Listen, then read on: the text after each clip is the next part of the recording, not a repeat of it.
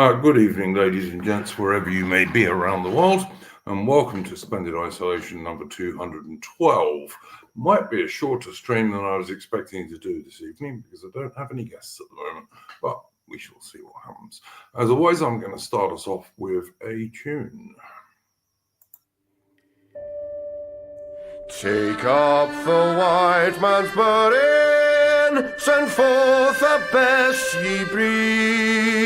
Go bind your sons to exile, to serve your captives' need, to wait in heavy harness on flooded folk and wild. Your new gods, sullen peoples, have devil and have child.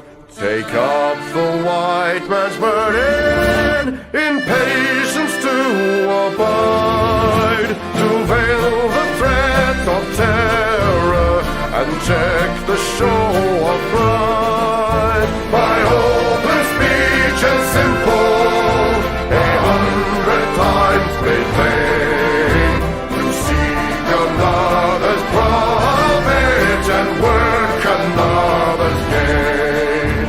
Take up the white man's burden, the savage wars of peace, fill full the mouth of famine and bid the sickness cease. And when your goal is nearest, the end for others sought, what's love and heed and folly, bring all your hopes to naught.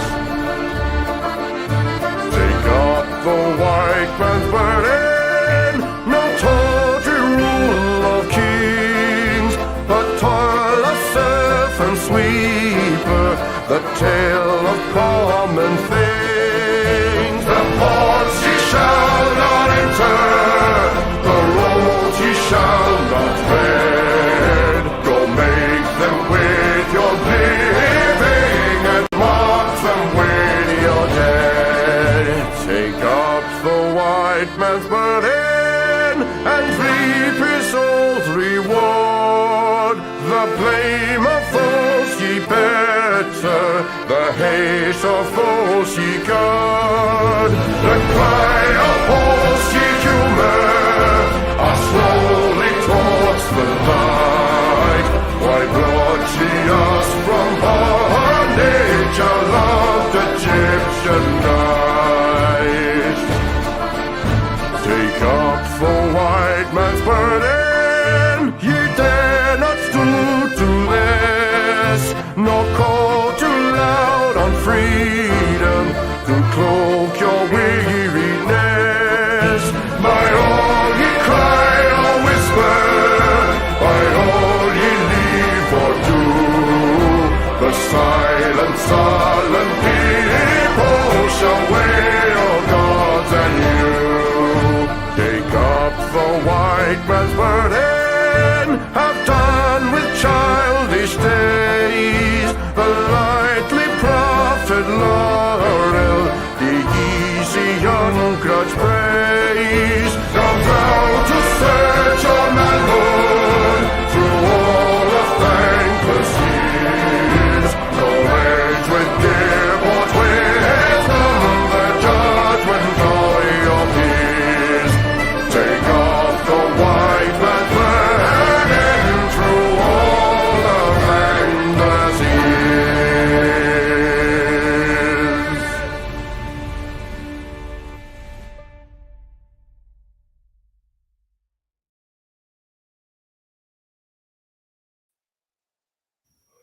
And that was, of course, the excellent Chris Gard. Do go and check out Chris Gard's YouTube channel. He's got some really good music on there. Good evening, AI. How are you going this evening, mate? I'm all right, Iron Duke. My computer has decided to go kaput, so I'm doing it doing this on my phone. Hence the different profile pic. Well, I'm glad you joined us. That's Cummings, isn't it? That is young Dominic Cummings. Yes, I believe this photo was taken when he was leading the referendum in I think it was the regional parliament referendum that Blair tried to push through in the early 2000s, this was for the Northeast, Uh-huh. and the face of like the Blair's sort of this regional parliament was the late Mr.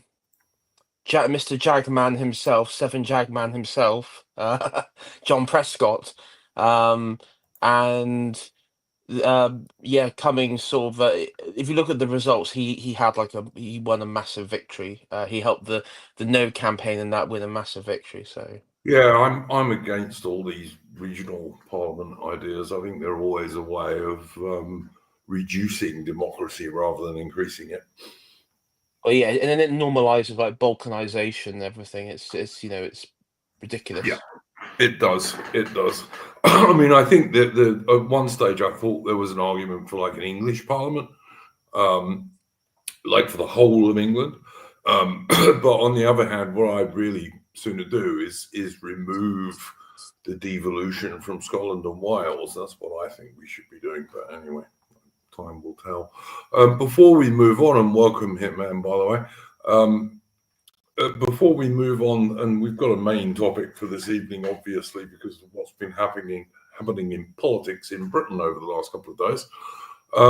Before we do, I'd like to say we did get a super chat on the history stream from Aubrey Alley, so thank you. And I see Aubrey Alley's in the chat. And we have another super chat at the moment, and you can send us, you can either support the channel or send us super chats via the link at the top of the chat, via Entropy. And we have one at the moment from Gearin, and he says he sent us $5 and he just says hello. So hello, Gearin, and thank you very much for your support. Okay. I suppose, by the way, we should also be live on X at the moment. And last time we checked, I think we were, so that's good. Why can't I see that? Oh, okay. All right. So, how are you doing this evening, Hitman? Well, I'm okay, other than the complete shit show over at Reform HQ. Yes. I mean, that's kind of my view about it. I mean, you can say what you like about the rights and wrongs of what's going on with Reform and Rupert Lowe, but it's not been handled very well. That is the very least that anyone can say. This should have all been done in private. There's no way it should have become this public scandal. And the chairman of Reform rushing off to the police to report Rupert Lowe is just one of the most pathetic things I think I've heard in politics, to be honest. I've spoken to some Reform loyalists, and just for the information of the people watching this, I have invited John, who's involved with Reform, to come on, but I don't think he wants to. And I understand why he doesn't want to. He thinks that we need to wait and see what happens, and he doesn't want to throw oil on the fire. So from that point of view, fine. But I did invite him on so that we could get a Reform loyalist viewpoint. But you can't make people come on if they don't wish to. All right. Did you have the first topic for this evening, AI, other than the Rupert Lowe Reform stuff?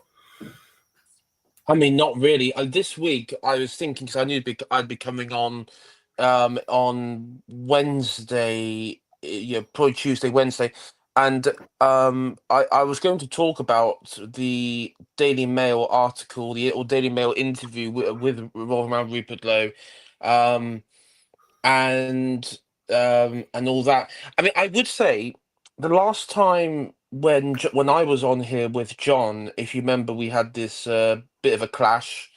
Things were said. I said that this was last year. I said yes, it was. that Nigel Farage has a cult of personality, and I also said that I wouldn't be surprised if in the future that him and Rupert Lowe, there'll be some sort of falling out. And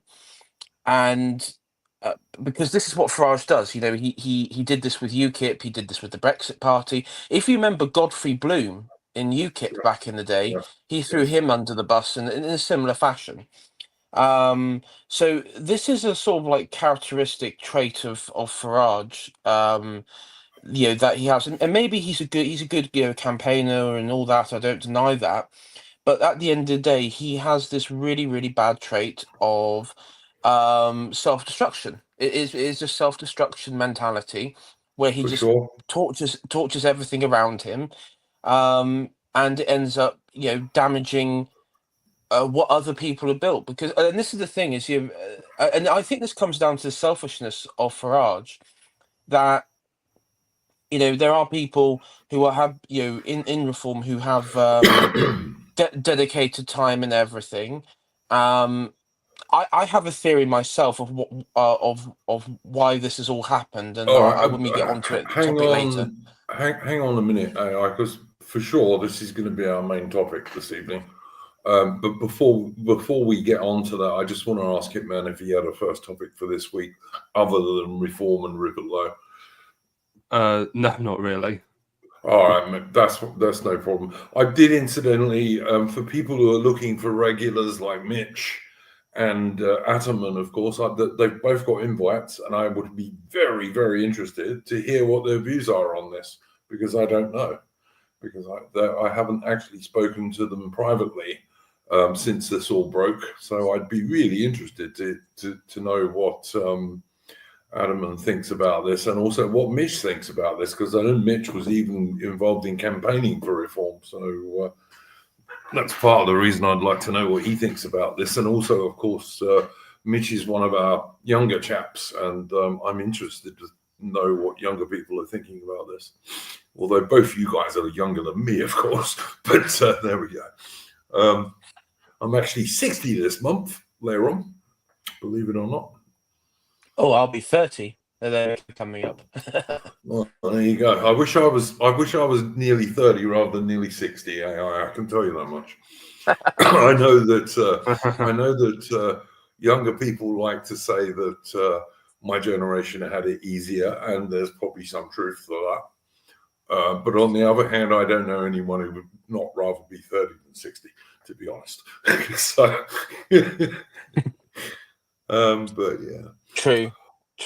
Yeah, we've got a nice. We've got 50 people watching us at the moment, and that's on YouTube, and probably at least another 20 or so on X, because we're on X these days as well, live.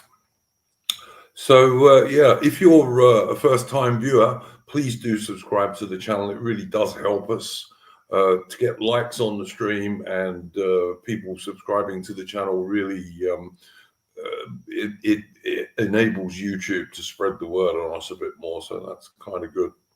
Sonny Jim, that I see, is the same age as me. He's 60 later this month in the chat. Okay, so I guess we're going to talk about Rupert Lowe and reform. Look, before we start, I am of the opinion that there isn't anyone else at the moment in British politics other than reform that can conceivably form a government at the next general election. And I think we're in such a mess in Britain that we really need to break with the so-called conservative Labour uni party at the next general election, and the only people that can do that are reform. You know, you can say what you like about the Homeland Party and all the rest of it, and I wish them well, but they have no plans to run even enough MPs to form a government, let alone actually get elected at this stage. So you're looking 10 years down the line, at least, in terms of the Homeland Party, at least. And by all means, I've got nothing against them, and I wish them well, as I say, but they're not going to be doing anything for at least the next 10 years in terms of changing the politics of Britain, stopping mass third world immigration, etc., which to me is the most vital issue. I'm not saying I think reform go far enough at the moment. I don't think they do, but they're a damn good start, and they would be a total break with the policies we've had for the last 30, 40 years. So that's my view on this. That's my basic view on this. Although, as I say, I think they have handled this matter really, really badly and in an amateurish way. Having said that, I'm going to pass it over to my guests. I don't care which of you would like to start. Well, you go ahead, Hitman. It's okay, Hitman. You go ahead. Oh, okay.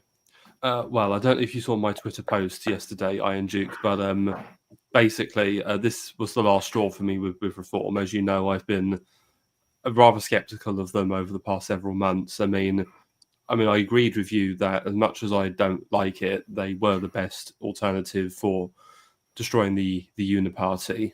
However, this to me has just confirmed all my fears I had with them, that they were ultimately just going to cuck and, get rid of anyone based who wanted to implement sensible policies, and is also just shown what an absolutely subversive influence that Mohammed Zia Yusuf has been as the chairman of the party. So I know you probably feel differently, Iron Duke, but for me, I can't support reform anymore in any good moral conscience, because I just think Farage has proven himself to be a complete scumbag to someone who was his friend and ally for quite a long time. So I don't feel differently about that.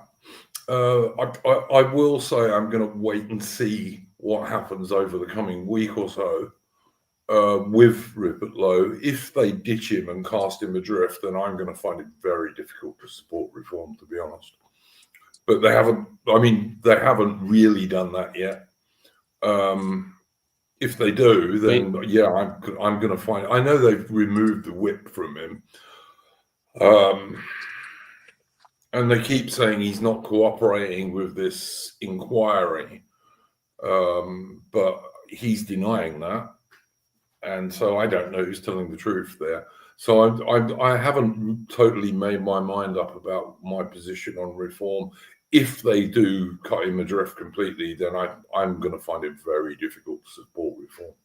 But I understand the point of view of those people who say, well, what the hell else is there, That's my problem with it, is that if you don't support reform, we've got no one to vote for at the next general election. Certainly in most places. Well, unfortunately, if reform are going to prove to be just as evil and scum. Oh, yeah. If they're no good, I'll agree, yeah. Yeah, if they're going to be evil and going to be scumbags like the rest of Westminster, then, a plague on both their houses. I'm sorry. Yeah. No, I do see that point of view. AI, what's your thinking on this? I agree with Hitman broadly on this. I was appalled by, the scenes that we saw, and I was sort of channeling. I sort of remembered, and I would anyone in chat will want to find Jonathan Bowden's speech on the BNP leadership, where he criticised Nick Griffin, and it in many ways it is very similar in the sense of, it's the one where he calls Nick Griffin a wily fox. And effectively, his criticism isn't so much at the man itself, but it's actually at the leadership. And the trouble is, reform, like the BNP back in the day, what they both have that was similar, is that they were promising that they were different from the mainstream parties in the way that they conduct themselves, in how they behave. And the thing there is, over the last few days, it has shown that they behave the exact same way that the Labour Party would behave, the Conservatives, Lib Dem or Greens would behave when dealing with someone in the party they don't like. We saw Labour do this with Jeremy Corbyn and his supporters, We've seen the Tories do this with, people who were a bit more, national conservative types, and so on. So we've seen this sort of tactics before, and it goes back to, you don't have to be seen to be all like whiter than white and above, above the machinations, but you do have to appear to be. This is what Bowden say. You do have to appear to be fair. And what has appeared to happen, and I know that there are reform supporters out there, Iron Duke. I've seen people in that Worcester club circles put out their defence, and I understand their defence. But at the end of the day, Rupert Lowe put out in a Mail article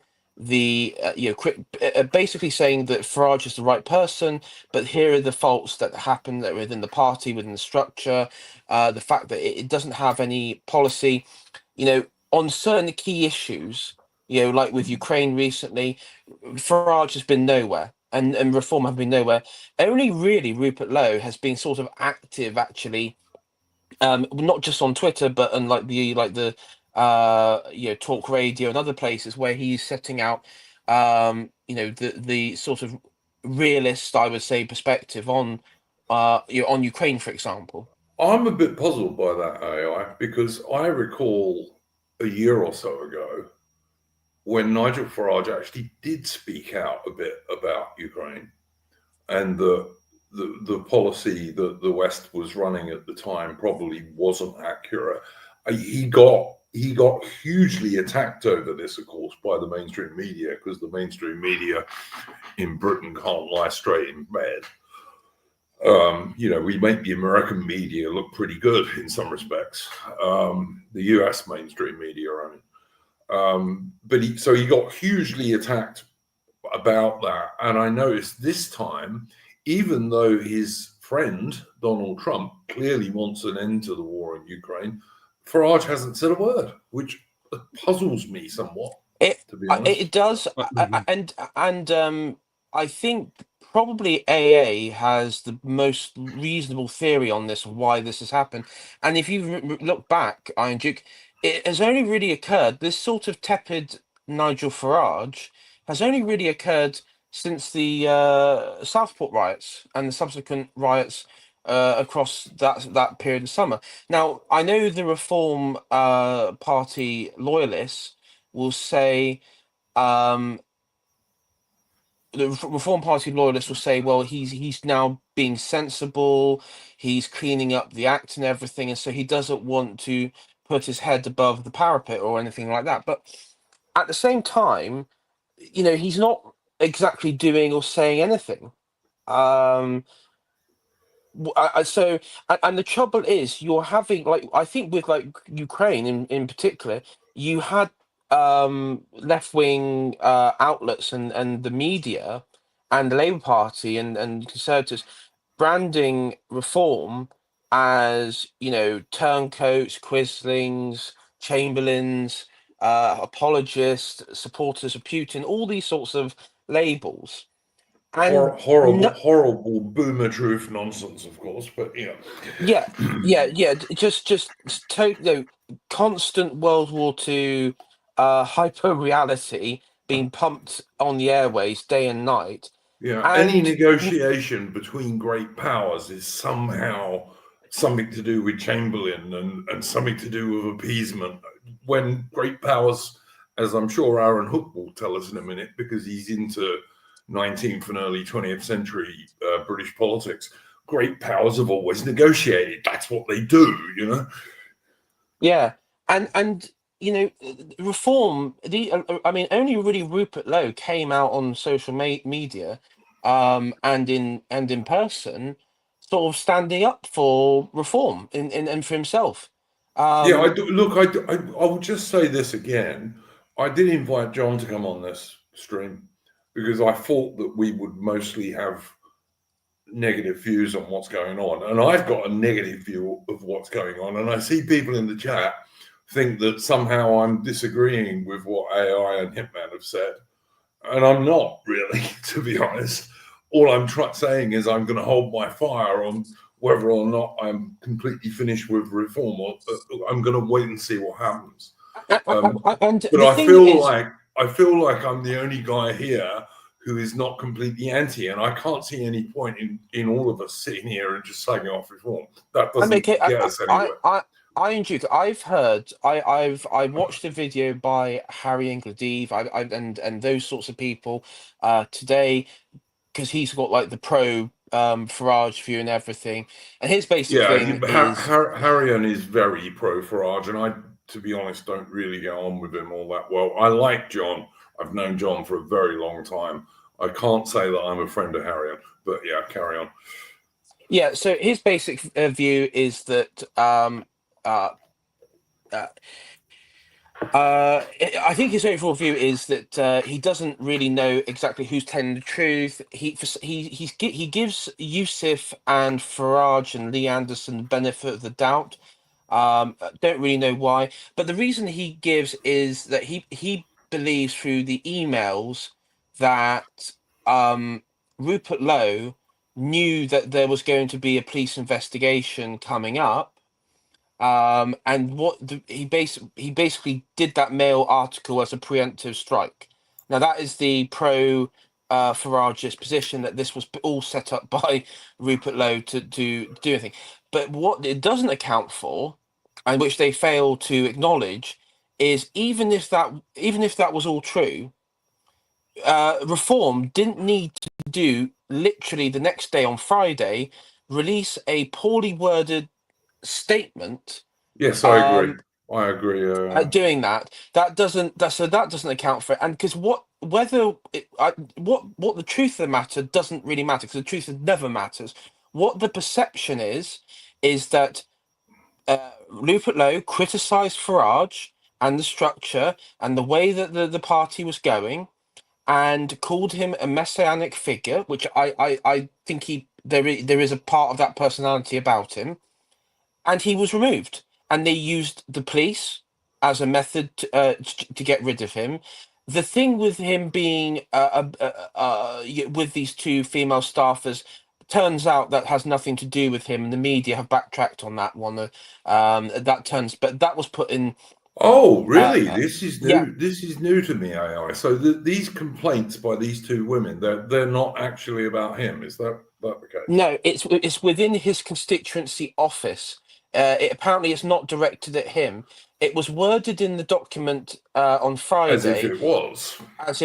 Which is why Rupert has got legal counsel involved with that, which he should, because that's a liable statement that Reform have put out there. For sure, yeah, absolutely. If all of this is correct, which I have no reason to believe Rupert is lying, because this is the thing: if Rupert was lying, if he was just making all this up, the fact that there is a King Counsel lawyer for Reform who he is quoting and getting involved in this whole incident online and in interviews, it would come out pretty quickly if he was misleading in any way. And there's been no statements by Mohammed Yusuf or Nigel Farage, or even Lee Anderson today, Iron Duke today, has sort of semi-begged Rupert to return. So there is even some backtracking in elements of Reform. It is a total mess. It is. It's a total mess. Why make this public? Why make it public? This should have all been done behind closed doors in private. There was no need to make this public. And the thing is, and this is what I was trying to get in the stream that we had with John last time, which he, for some reason, and his side of things thought wasn't important or didn't matter, which was loyalty. Now, yes, loyalty to the leadership of the party is necessary. If Farage, okay, and I'm going to say this may be controversial, if Farage said on Friday, listen, I'm chucking Rupert Lowe out because he's disloyal to the leadership, he's disloyal to me, I would have respect for Farage on some capacity, because I was like, okay, fair enough, yeah, he badmouthed the leadership, he's gone. But when you bring in the police when you effectively make up another story using press briefings that has nothing to do with Rupert Lowe. I'm sorry, that crosses a big line. How old is this Yusuf character? He's Anybody know? 30-something.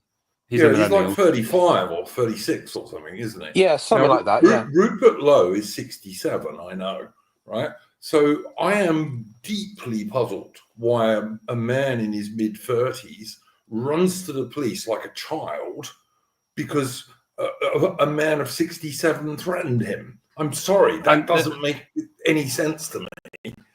And bear in mind, Rupert Lowe is like a very mild-mannered person. Like, I'm really skeptical about these claims against him because, like, what you're telling me that this mild-mannered English, like, gentleman, middle-class man is like violent and threatening. Like, get out of here! I don't believe you. Yeah, I'm like, what man in his 30s runs to the police about an old age pensioner?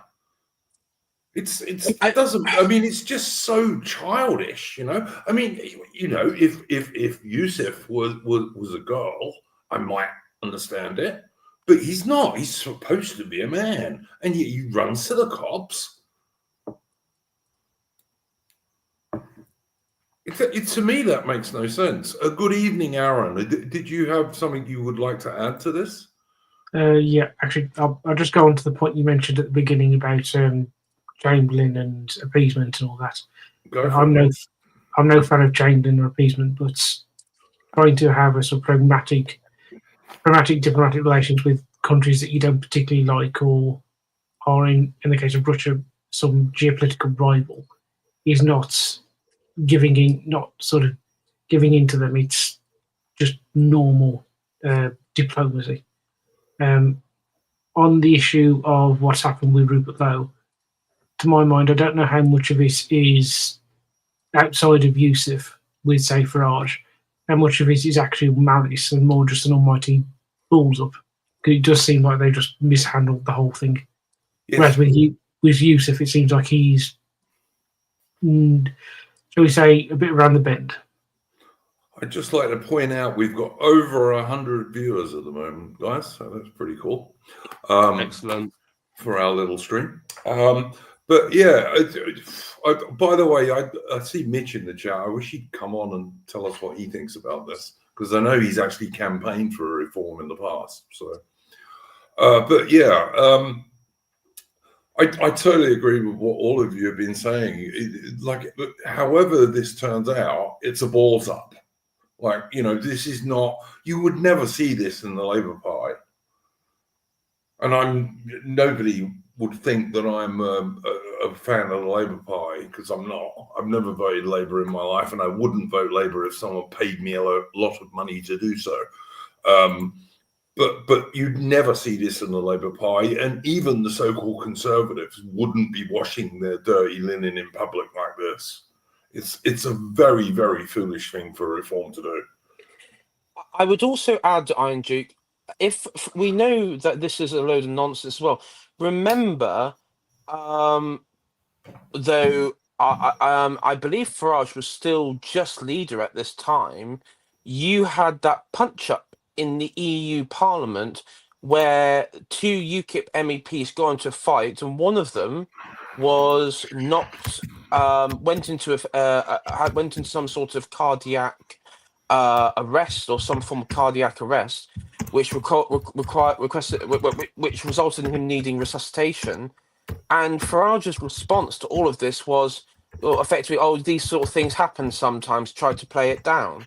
So, I remember quickly, wasn't that Stephen Wolf involved in that? Yeah, he was the one that was knocked out. He went into a fit. His heart stopped briefly, effectively clinically dead for a brief period of time, and was somebody in the EU Parliament had to give him CPR. Yeah, older people shouldn't be getting into fights. It's not our stuff when we're older. If you're going to get into a fight as an older person, you want to win really quick. because you don't have the stamina and your heart's not good. So, you know, I can say that because I've had 2 heart attacks. So there we go. Well, I'm pretty sure you could take Mohammed Z. Yusuf in a fight, Iron Duke. So I would be fairly confident of that one, especially after he ran to the cops about someone who's 7 years older than I am. So there we go. I look, you know, I've never gone to the police about someone threatening me in my life. I just wouldn't even dream of it, you know. But it's just crazy. But yeah, it's like, this is my thing. Whatever the rights and wrongs of this, it's been handled awfully. It's been handled like a bunch of amateurs. And I think Farage has got an opportunity at the moment that he could come out and really provide some leadership. And he could say that he could offer Rupert Lowe an olive branch and say, look, this has gone too far. He can bullshit a bit and say, I didn't know much about it, which I don't really believe, but he could say that and sort it out. And that's what he should do, in my opinion. But whether he will or not, we shall have to wait and see. Is my opinion on that one. You know, there are many people who I like and admire who are very suspicious about Nigel Farage and reform.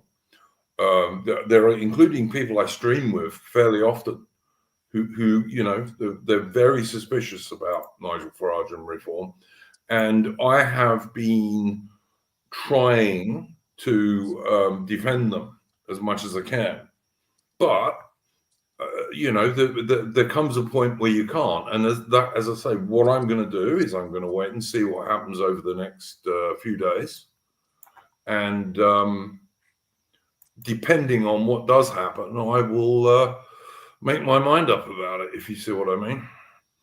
I'm pleased to say we've got Mitch and Armin now. Good evening, Mitch. Good evening, Armin.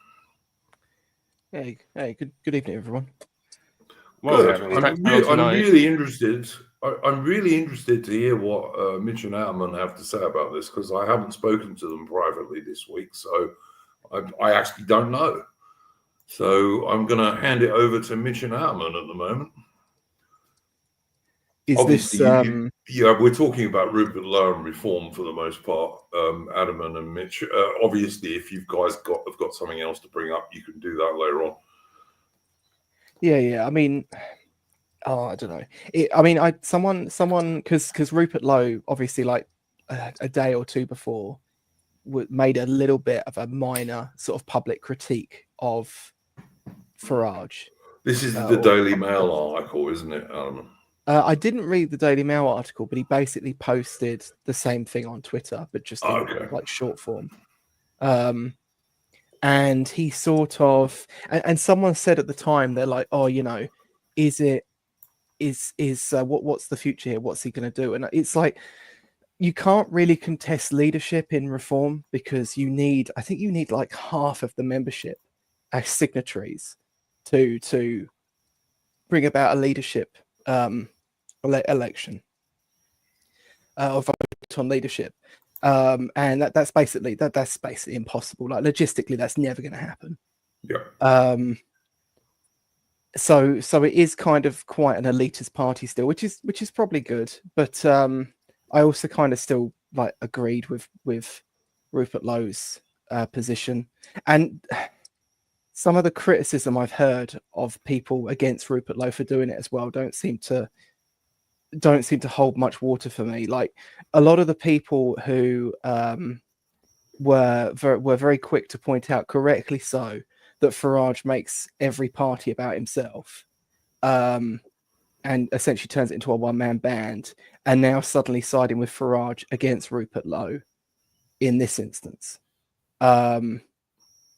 and are basically criticised. And they're trying to do this weird thing where they're trying to say, well, you can't actually have a party move to the right, because it just ends up being like the BNP. And of course, the thing with the BNP is that people have this weird sort of thing where they claim that, like, you know, the BNP, as soon as it saw the light of day, like disintegrated, and that they'll cite like the Question Time appearance by Nick Griffin, even though Nick Griffin, like the BNP, actually continued to grow after that.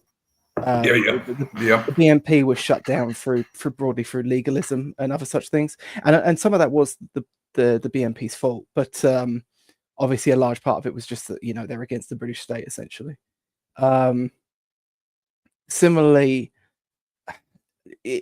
it's so like I read bits of that article. I hadn't got through the whole thing that you posted earlier in Discord, and they were talking about how like these parties that move to the right are full of like conspiratorialism and stuff like that.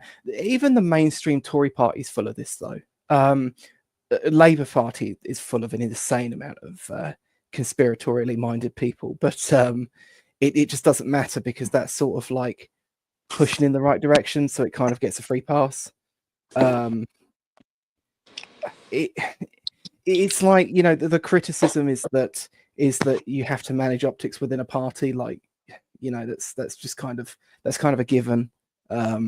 Any party's going to have to do that, and a one being led by something that's more akin to like the Rupert Lowe position is not really going to be any more likely for that to be the case. I mean, Reform, even in its current crop, in its sort of modernized, sleek form, is full of sort of boomer conspiratorial whackery. That's just the case. I think any party that bends more towards boomerism is always going to have more of a problem with this, I would actually say. But by the by, I don't know what his play is. I don't know where Rupert Lowe's going to go from here, or what his plan was to begin with. It's a funny one because if he splits off, like 2025 was gonna be a very quiet year politically in Britain. I mean, this was a conversation I had with some people, or things that some people told me who were like quite high up within like the Homeland Party, where they said that like, that the generally speaking 2025 was going to be a year to get down and do like the hard graft and try and lay down some groundworks for moving forward in the future, because it was going to be quiet otherwise in terms of by-elections and everything else. But even if you make your move this year, let's say you splinter off and start a new party, God, heaven forbid. I hope he doesn't do that. But you still haven't got enough time to do anything before the next election, which means that we've jeopardized another election cycle if you're actually interested in a political option. Yeah, no, 100. This is what worries me. Any sort of split in Reform is really gonna bugger both sides up. Totally right, Adam, and that's my biggest worry. Yeah. So I don't know. I don't know where he's going to go with this. I don't know. Well, I definitely don't know where he's going to go with this now. But I don't know what his game plan was before. I haven't really got much to say on it, to be honest. Mitch, what's your view? I know you've done some campaigning for Reform at the last general election, so what's your view on all this stuff? In terms of a local Reform branch, I haven't seen anyone saying they're going to leave outright. They're a bit cheesed off that it's all just become public squabbling. But so far, none of them have left. I think I'm still holding off on possibility of leaving Reform over this something. Yeah, it's like I don't know if any of you read Farage's article in the Telegraph about this, where one of the claims is that in Great Yarmouth there was a ship that had a load of ammonium nitrate, which is fertilizer, as its cargo. The damn thing exploded, and the agriculture minister, I believe it was, or transport minister, in the Labour Party, he just kept fobbing off Rupert Lowe when he was being asked questions about why it happened. And apparently, Rupert Lowe got aggressive. Now, I don't know about you. You can imagine if you're a well-meaning chap, you're going to get a bit aggressive when some jumped-up bureaucrat is fobbing you off about a ship that exploded in your constituency. Especially when, like, if you see like the power of the explosion, yeah, you understand justifiably why Rupert Lowe's going to be really irked off. Well, terrorists use fertilizer to make some of their homemade bombs. So yes, absolutely, I take Rupert Lowe's point on that for sure. Yeah. The other, but one thing I think John's right on is in West Club. He is right. A lot of the low, lot of the pro low crowd, but it's all pretty much all online. As I said, like the local reform branch, none of them have said thus far they're going to leave, but as if they don't want to splinter. But one thing that's worth noting is how much of the general public know of Rupert Lowe. Because he's doing God's work, but most people don't pay attention outside of elections when it comes to. One of the things I don't understand about reform, and I know that Carl Benjamin has talked about this very recently, is why Farage does not give his MPs and maybe even some of the other senior people in the party briefs that they talk about, Why he doesn't say, oh, this guy's going to talk about industrial policy, this bloke's going to talk about well, that's the basis of that's the basis of the argument of why Rupert Lowe is seen as more radical than Farage on certain points, because Farage doesn't really have to mark himself as anti-immigration because he's always been seen as that guy for over 10 years at this point. So, and Rupert Lowe is not really well known. If Rupert Lowe gets a statistic wrong, for argument's sake, he can solely correct it and no one's going to harangue him, because how many people know Rupert Lowe compared to Nigel Farage? Yeah, and look, I was only a couple of weeks ago, Mitch, I was hearing people, including in the Worcester Club, by the way, who were saying that Farage and Lowe were a good double act because Farage could stay in this moderate position so the MSM couldn't have a go at him, while Rupert Lowe could be a bit more radical. And they were saying that was a good thing just 2 weeks ago.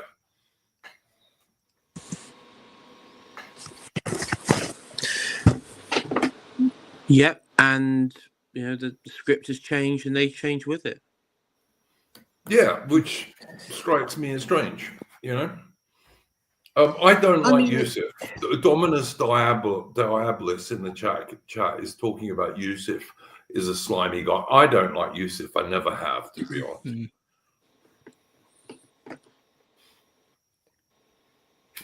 I'm not going to call for him as much these days.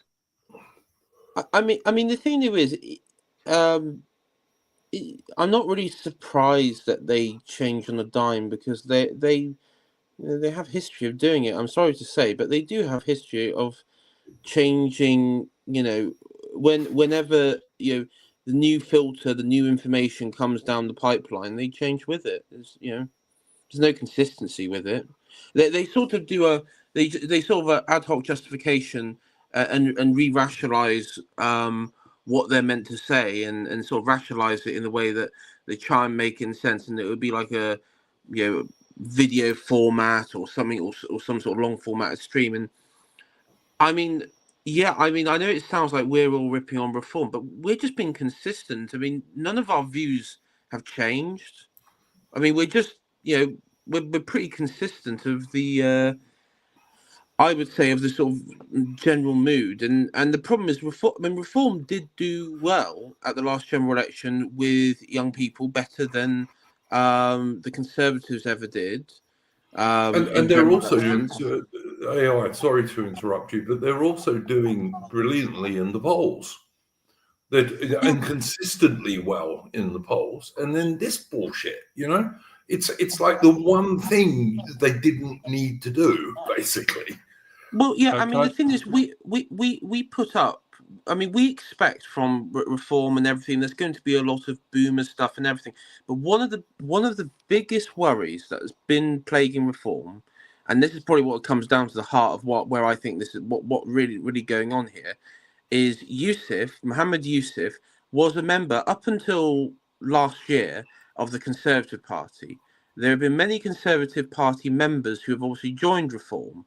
Not just the disaffected activist types, but just people who were within the party structure.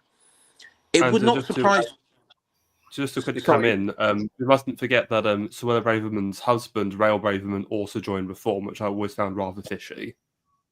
Yes, yes, thank you. And then you had former Tory politicians and MPs join Reform. It would not surprise me if there are people within Reform where it was a deliberate attempt to get all the dissident people, get all the people who were not on board with the Conservatives in one place, and then tank them and do a Kemi will be. I mean, Kemi Badenoch, I think, will be out soon anyway. There's going to be a bait and switch with somebody else, and the idea is that all those disaffected Reform members will just filter back to the Tories, and two-party system is saved. I'll disagree if about it splits. If it splits, yeah. The Reform grassroots are very anti-Tory. I know. I think of the Reform grassroots, I only know one or two who perhaps could do it. For the rest of them, nah, they're just done up to what they're done with. I don't see. They just won't bother voting if Reform go down.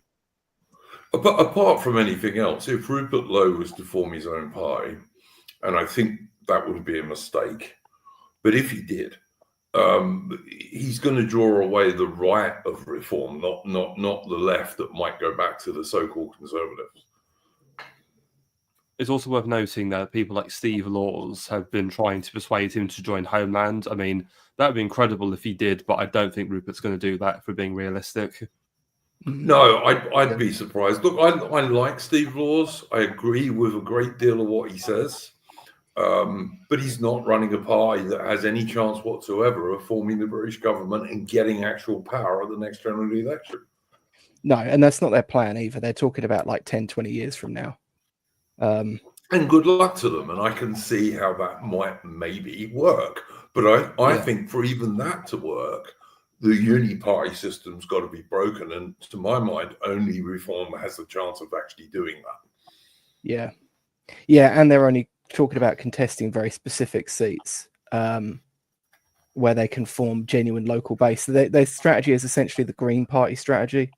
And I think that would have a very good chance in the future of actually giving you a good amount of sway in politics if you have a party in like Reform, but that party also has to have people like Rupert in it to open it up to listening to people from the right.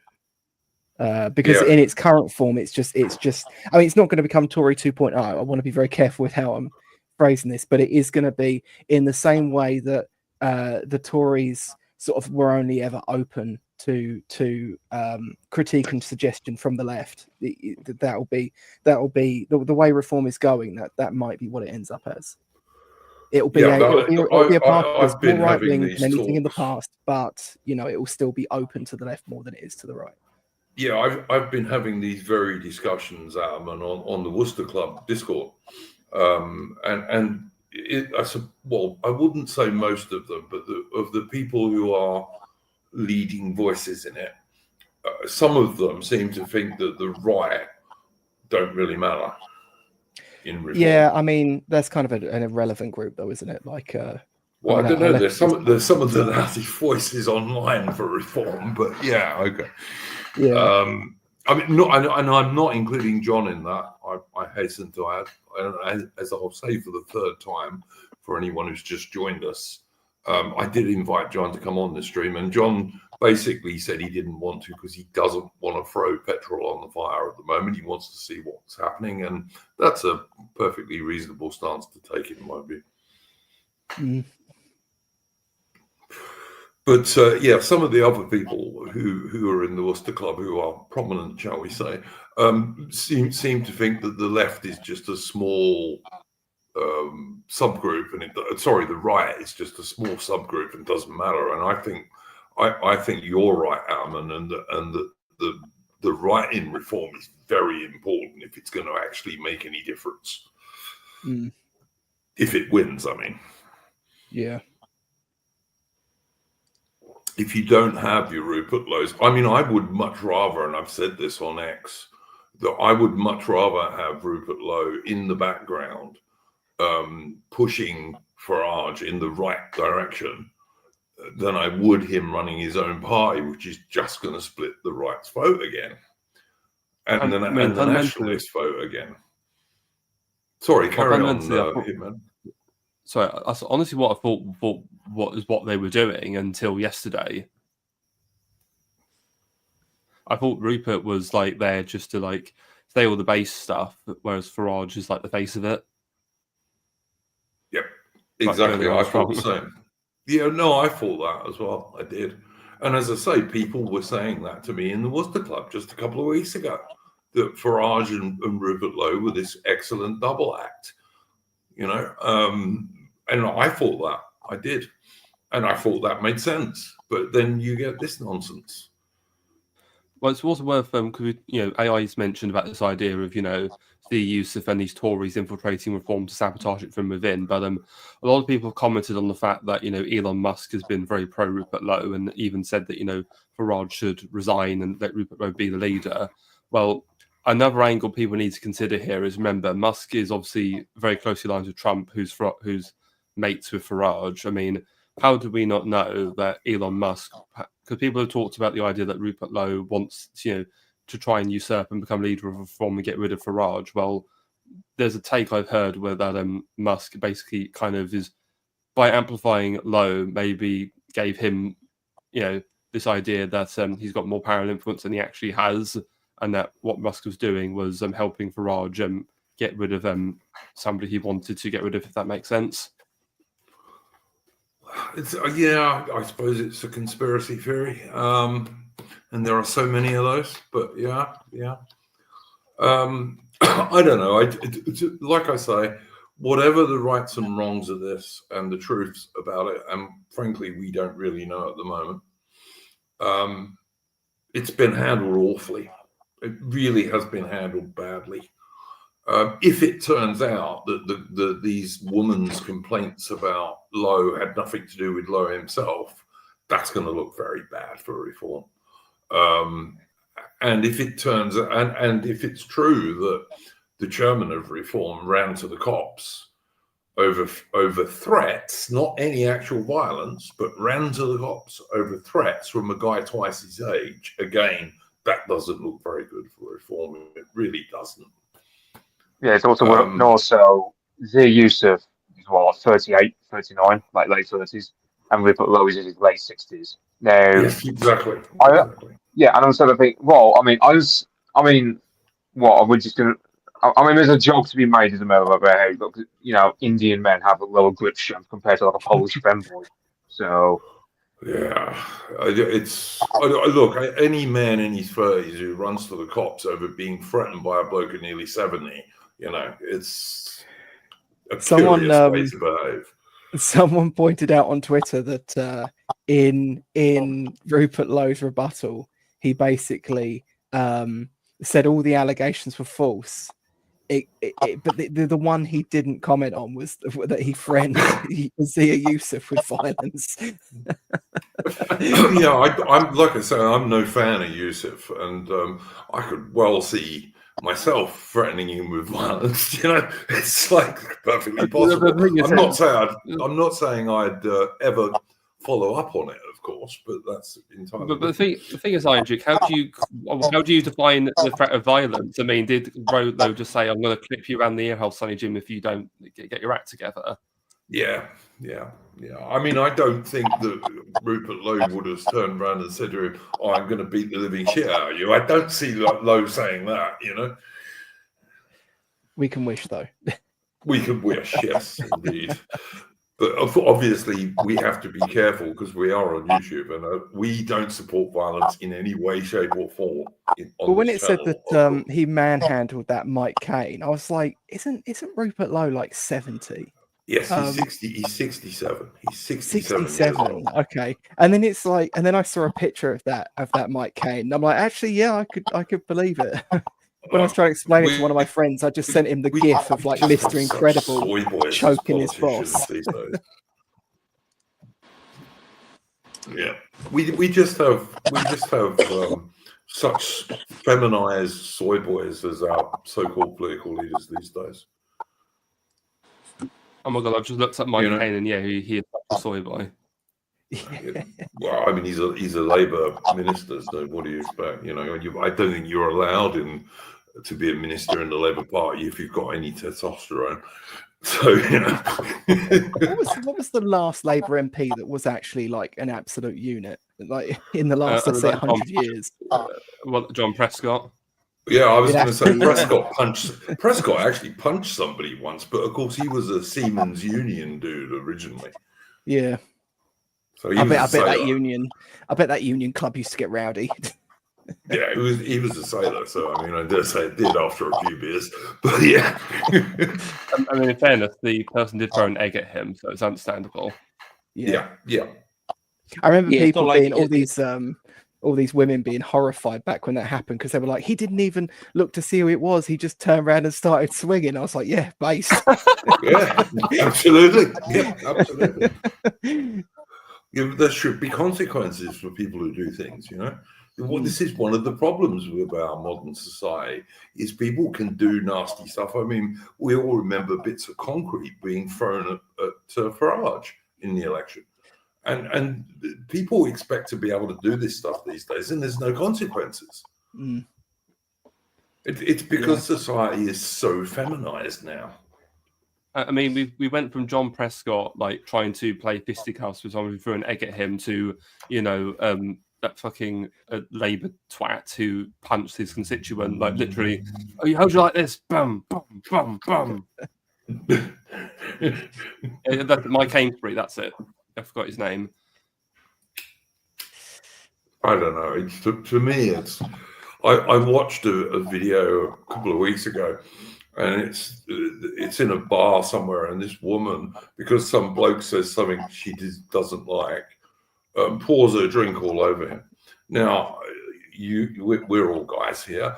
If anyone did that in a pub with blokes, they're going to get their face punched. You know, think, well, I'm sorry, 99% of the time. But because she was a woman, she thought, oh, yeah, I can do this, you know. The fair sex can get away with certain things. Yeah, they have this entitlement that, oh, yeah, they can just do what they like to people and we're supposed to just ignore them and just not do anything, basically. Because that's this feminized society we live in. I see Aubrey Alley in the chat is saying she should get slapped. Yeah, but no, if a bloke does that, he's going to get done for violence to women, even though she's poured a drink over him or whatever, you know? But yeah, Alabaster says connect with the voters.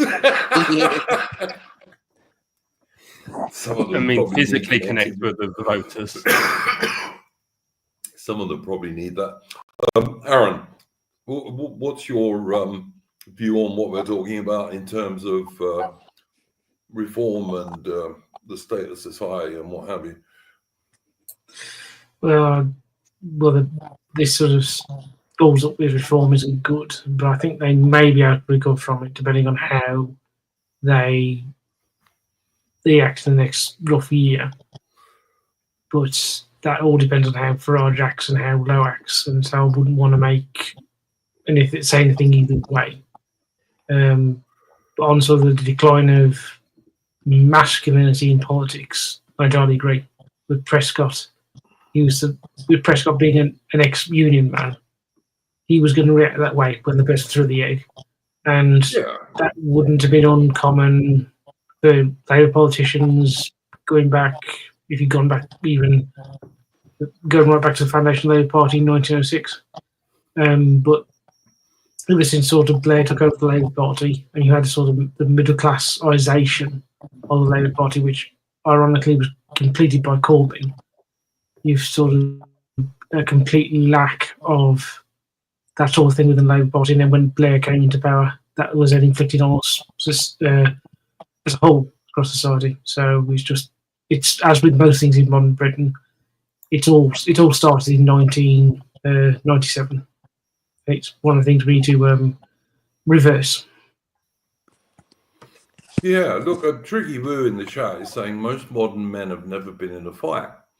And yeah, I mean, maybe that's true. I mean, I'm not. Yeah, that's definitely true. Well, I'm not an especially violent man, and since I left school, I'm not counting at school because everyone gets in fights at school. Of course they do. But since I left school, I've certainly been in a dozen fights now. All right, I was in the military, so that probably makes it a little bit more likely. But most of them weren't with fellow soldiers. I was in a few fights, after school, and obviously some of it's going to be circles I run in, what I do for social life, this, that, and the other. But like a lot of that seemed to just completely disappear in like the very early 2010s, I would say. People that have sort of left school after that probably never get into a fight outside school. Yeah, weird. That's strange to me. It is. It's just strange. I mean, you're right. It does depend the circles you run in. And look, I'm from a working class background, and I knew working class people when I was a young man. But as I say, even though you might say, oh, well, you were a soldier, so that's going to make you more likely to get into fights. I didn't get in many fights with fellow soldiers. The people I got in fights with were civilians, for the most part. Mm. And it was in the pub or what have you, Yeah.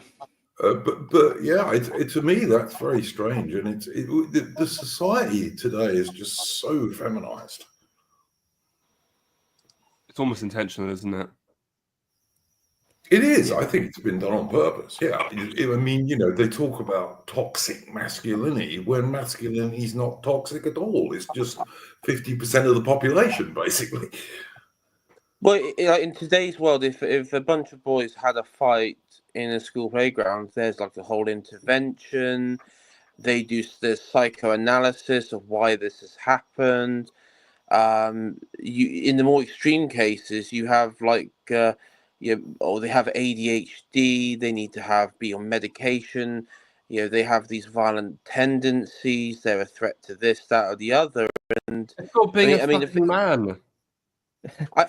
Indeed. Yes, indeed. It is, and you need men to control boys into how to become men, and how to be men, and to control that impulse, and that's where you have that list of discipline. But if you have like you can picture this, the 40-year-old spinster with the dodgy glasses and the rainbow badge, neck badge and that sort of thing. Well, we need to have an intervention here to determine why such violent behaviour goes on. How does this affect women and girls? And it's just a load of... Yeah, it's just bullshit. All reality is saying how many of those fights were because of women, I wonder. More than a few, I can say that.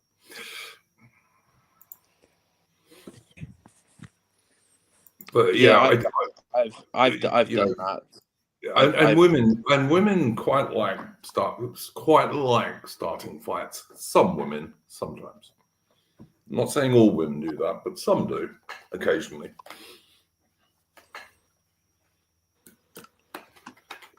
But it's a part of the female shit test that they give to blokes. Oh, what are you getting a fight for me? Blah blah blah.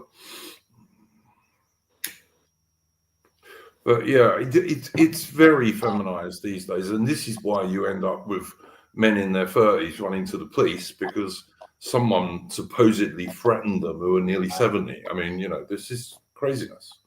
That's the sort of thing you deal with privately, and let alone if you're a political party that wants to form the next government. You deal with that privately. You don't put out statements on Twitter about it. In my opinion, anyway. No. I'll just ask Mitch and Atterman if they had something they wanted to talk about this week other than the main subject, which is reform and low. No, nothing from me, actually. Mitch, did you have anything?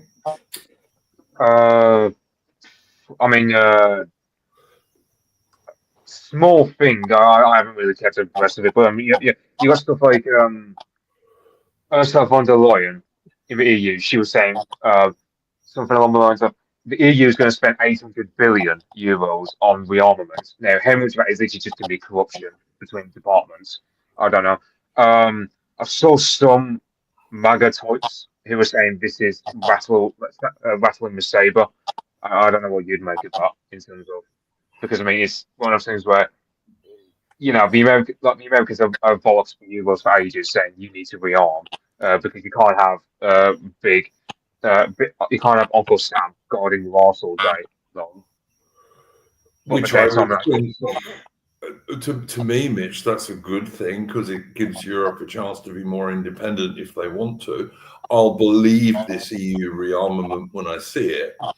And I will also just point this out, that all of the EU, every single country in it, which, by the way, let me remind people, does not include Britain, but all of the countries in the EU, their defence budgets would keep the National Health Service going for 18 months. All of the countries in the EU, including France and Germany and Italy and what have you, but all of the smaller countries as well, that would only run the NHS for 18 months, their entire defence budgets.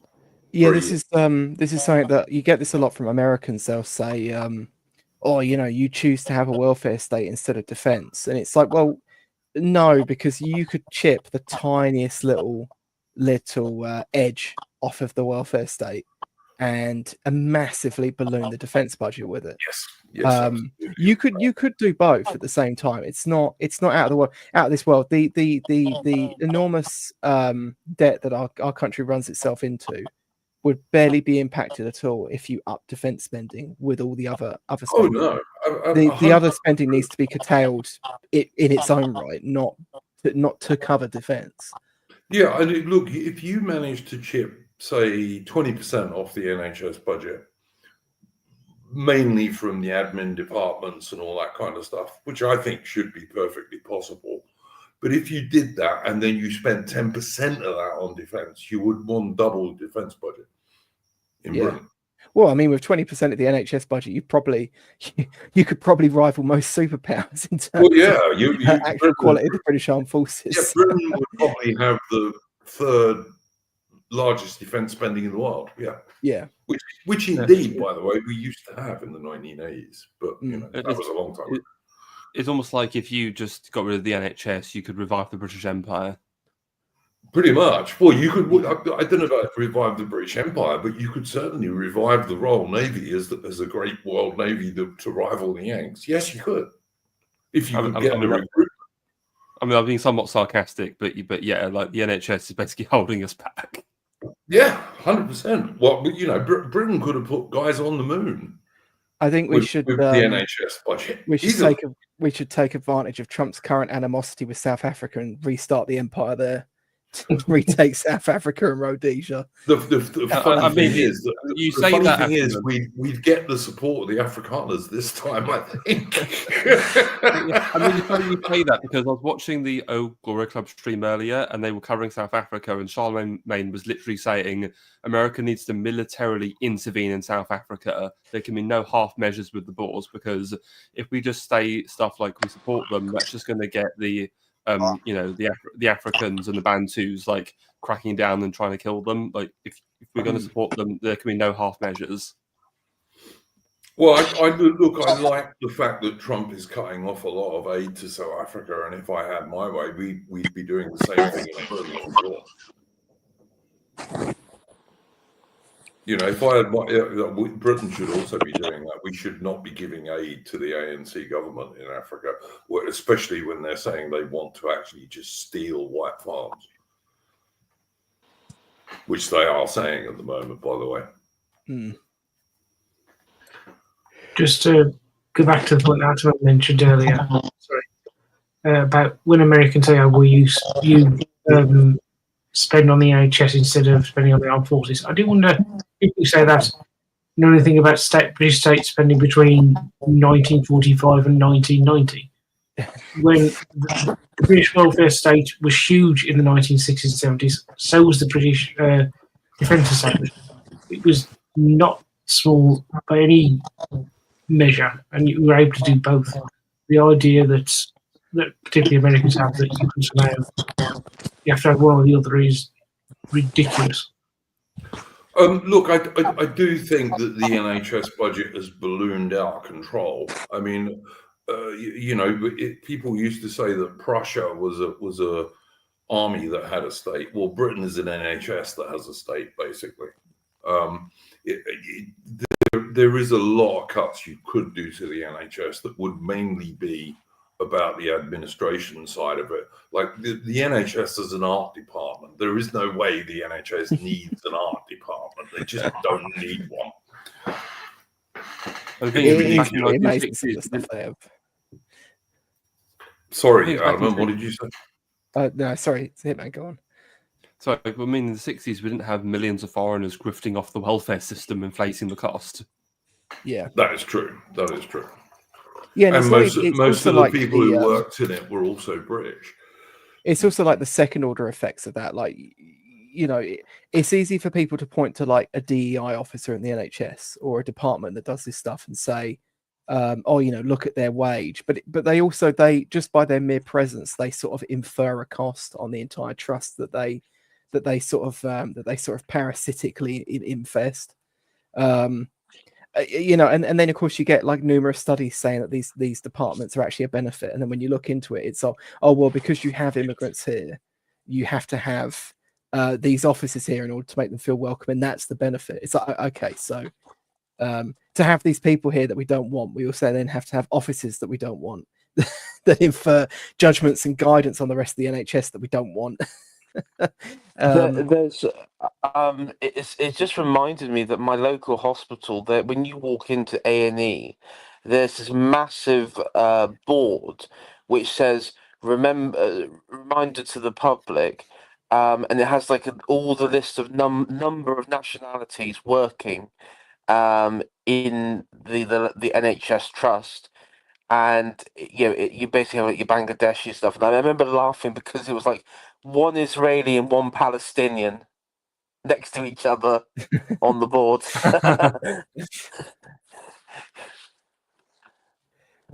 Yeah, it's incredible. And even I bet they don't work side by side. But anyway, even producing a board like that, you think there would have been like a couple of undergrads who would have gone and like collated all the data, sent out a bunch of emails, and waited a month to get responses from all these different departments. And it's just and that's that's in every hospital, in every place. There is just an inane amount of side projects like that are just hoovering up money.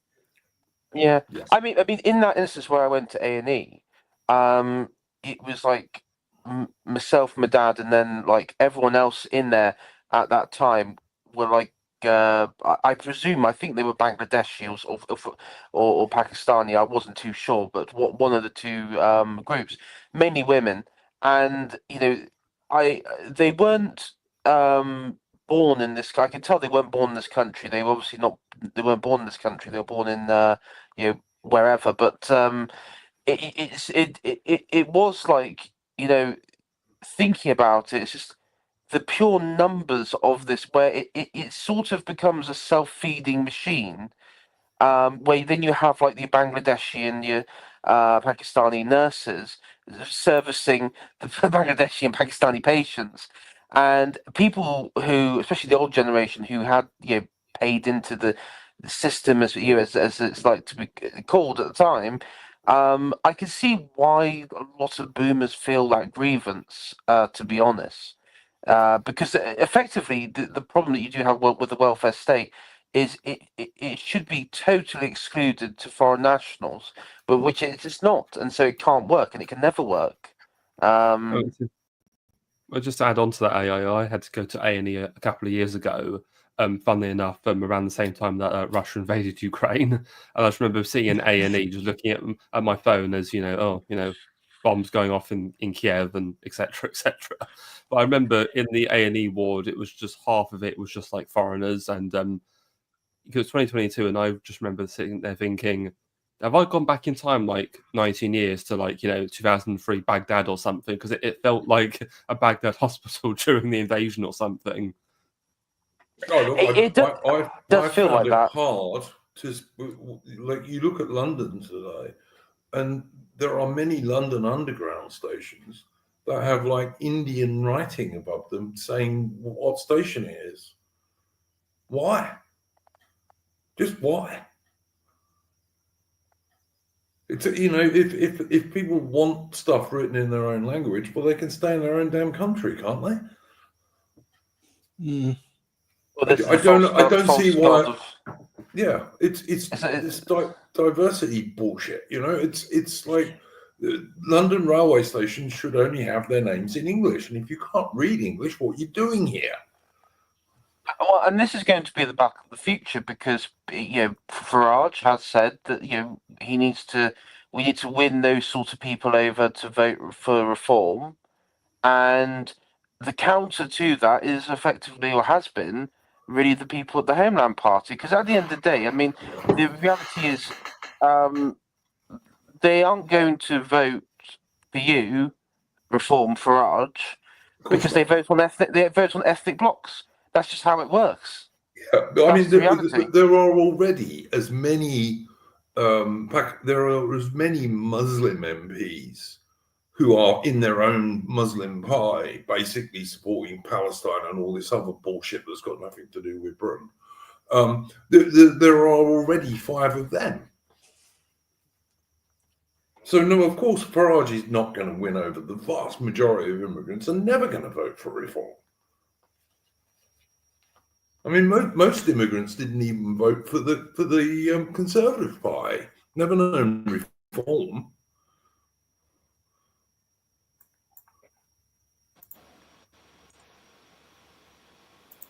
Anyway, you're back. Yeah. Yeah, I mean, they didn't vote for the Conservative Party. They ain't going to vote now. And to be honest, that's why I at this moment in time, politically, any sort of political action in London is just a total waste of time. While it's while it's like just a massive commercial. I mean, it's just pure commercial centre at the moment in all way. I mean, there's nothing about a nation to it. It's just an economic zone. I mean, that's how we should already treat London now, just an economic zone, and just leave it at that, because it could, in theory, in the case of conflict or some radical change. I mean, if remigration was ever to go ahead in its sort of full capacity, a good portion of London would be completely depopulated, and you'd have whole areas just abandoned. But I mean, it wouldn't be lower the house. It would lower the house prices for younger people. I mean, it would lower knife crime. It would lower rapes. It would lower everything. I mean, Jesus Christ, it would be radically different for the country. Well, you know, it's like Britain doesn't have a housing crisis; it has a mass immigration crisis. Yeah, you know, they talk about they want to build on greenbelt land and all the rest of it. You wouldn't need to do that if you don't bring in between 0.5 and 1 million overseas people every single bloody year, which is what they're doing at the moment. I mean, you walk around London, and I'm a Londoner. I was born in inner South London in Bermondsey, for fuck's sake, right? And I feel like a stranger in modern London. It's an occupied city. I mean, he says Mogadishu on Thames. I personally think Sodom on Thames is probably more accurate. Yeah. I mean, I think we all saw that video that went viral of the 2 African young blokes who chucked that enormous heavy footstool about 4 stories down in the shopping centre and just missed killing somebody, and then ran away laughing because they thought it was funny. I saw that. Yeah. And, you know, if that had been a woman with a kid in a pushchair, the child would have been dead. An elderly person would have been dead. Even an adult would have been, at very least, probably paralyzed if it hit them.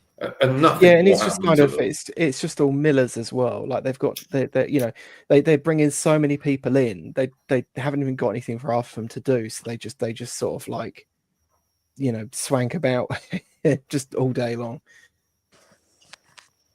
Yeah. You know, I even see It's them. I crazy. see them in Ashford where I work. Like there's a road that I have to go up to get to my office, and it doesn't go anywhere.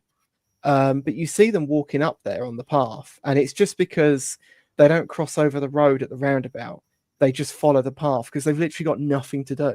So they're just walking endlessly along this path, and it loops up and around, and then they come back, and then they carry on up the side of the dual carriageway. It's just, you know, it's mind numbing to see them, and to think that they're, you know, probably in some social house somewhere, being paid for by the entirety of all the taxes I pay and a couple of the other people that I work with. Yeah, absolutely. And the excuse for bringing these people in is that they put up GDP, and they don't. They're a drain. No.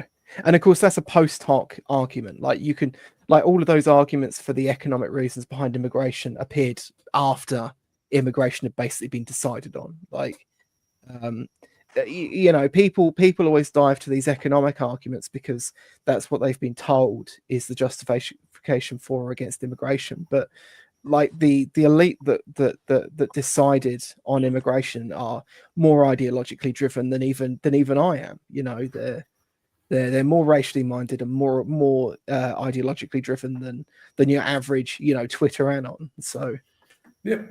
I mean, I saw a tweet from Keir Starmer, the British Prime Minister, earlier today, and he was saying the first priority for the Labour government is the defence of Britain. So I replied to it, and I said, well, then why don't you stop the invasion coming across the channel every day then? If that's really your first priority, which of course it isn't. But, you know. Well, I mean, here's another way in which you know that they don't care or take it seriously. So they come out with this strong language, and they say that like the gangs that run the boats on the channel are human traffickers. But then you'll see in the same day you'll see like a guy from one of the NGOs who talking to people on the BBC, essentially broadcasting from like his office in his house in Folkestone. And you know, these NGOs, they work directly with these gangs. You know, when the gangs put a boat to sea, it isn't the people in the boat that often phone the RNLI. The gangs communicate this to the NGOs, and then the NGOs phone the RNLI on their behalf. Yep. So it's like, if you actually, as the government, believe they're human traffickers, then you believe that there are British citizens now with names and addresses who live in places that you're fully aware of, who are accessory to human trafficking, and you do nothing. Yep. You know, so it's just cope for the press. It's like all it is. Yeah, it's total bullshit, basically. But then, you know, we've got a lefty globalist government. We've got an extremely lefty globalist mainstream media in Britain. You know, I can't remember. Maybe it was the Lotus Eaters, but somebody was calling them the British equivalent of Pravda back in the Soviet days. You know, and pretty much they are now, the British press. I mean, there's no right-wing press these days at all in Britain. Even newspapers like the Times and the Telegraph, which were mildly right-wing at one stage, they're certainly not today. Well, remember the aftermath to the riots in the summer, and you had when you had that massive nationwide quote unquote left wing the resistance to the evil Nazis plaguing the streets, and you had this, and the day after this, you know, all these big demos in London and Bristol and Brighton. What was it on the front page on every newspaper in the country? Whether it's from the Guardian, the Financial Times, the Mail, the Sun, it didn't matter. The Mirror and Telegraph. They all had the same headlines. They had the same headlines. Same headlines, yeah, and yeah, that's the Pravda. That is the British media, and I remember I did on. I think I'm Duke. You were on the same stream as I did the stream where I called it hyper reality or hyper normalization, and I was just saying, yeah, this is when people say. Oh, because this is a very good like line attack that you get from people where you talk about the elite and they say, well, what is the elite? You know, the sort of Hatchling approach, and I will point to that, my friends, that everyone is the elite in action. That there, elite in air quotes, yeah, absolutely. Yeah, the mafia denies there is a mafia. Yep, they're the anti-real British people, so-called elites. And the only people who they really despise are the real Anglo-Celtic people of Britain. Everyone else is great. And we're actually getting laws passed now that are enshrining this two-tier justice and all the rest of it.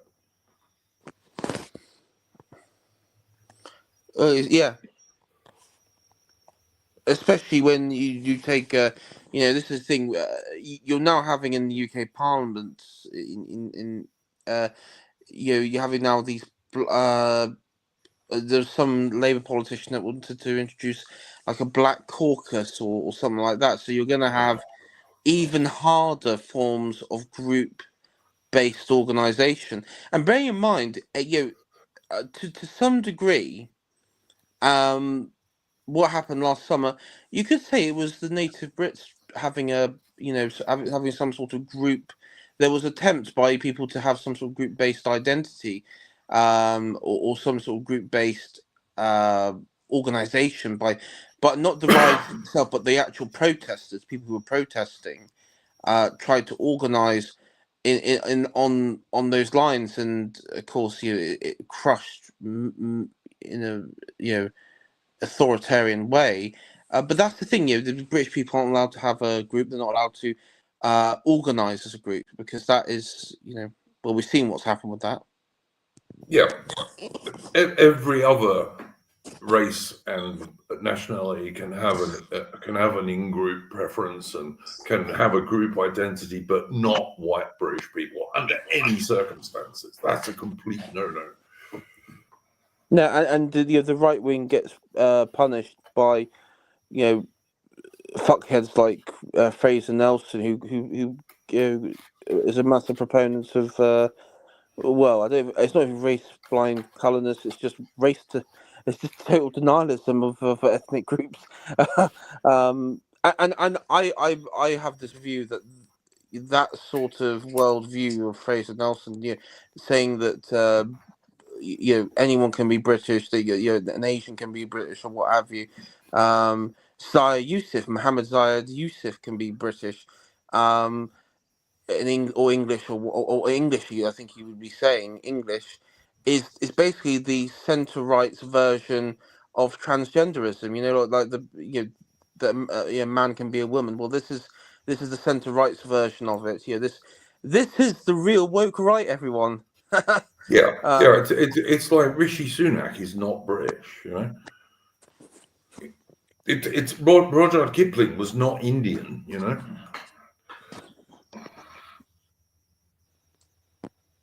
Yeah, it's just it's foolishness, and I think fewer and fewer people actually believe this bullshit these days. Wasn't Joanna Lumley born abroad as well? I'm pretty sure she was, yeah. I remember when people were talking about the social housing thing in London with the whole foreign-born people were bringing up like Joanna Lumley as proof that didn't mean they were foreign. Which is kind of like a bizarre double fold, because they're kind of both admitting that they do accept that an English person is English regardless of where they're born. And that therefore there's something to Englishness that presupposes just being born on one side of a border or the other. And then on the other hand, they're also kind of assuming that Joanna Lumley lives in a council house in Slough, which is also equally ridiculous. Yes, absolutely right. Dominus Diabolus brings up the Islamic call to prayer held at Windsor Castle Chapel at the start of Lent. I mean, again, totally agree. I'm pretty sure the king would have said no if a nationalist English or British group had asked to do that. Yeah, almost certainly he would have said no. But if you're a Muslim, all right, we'll give you this 1,000-year-old chapel that's the heart of England that all the kings and queens are buried in. But you can go and do your Muslim bullshit in there for sure. I mean, you were complaining about this sort of strain of the centre right, but this is another thing where these people become quite tedious is when it comes onto like monarchy, and they'll instantly say like, "Oh, you can't argue with the monarchy. That's the whole idea behind it." blah blah blah, whatever. And it's There's like, I love that. There's no such thing as a bad king. It's just a bad advice given to the king, and it's like, nah, that's just some stupid liberal fucking bullshit coat. I don't buy into that. That's just nonsense. And I'm totally Cromwell pilled at the time. I've had enough of the monarchy. Well, that's the thing as well. They try to imply that that you might be just a Republican all along for those positions as well. And it's like, sure, I don't care. I'm a Republican. I don't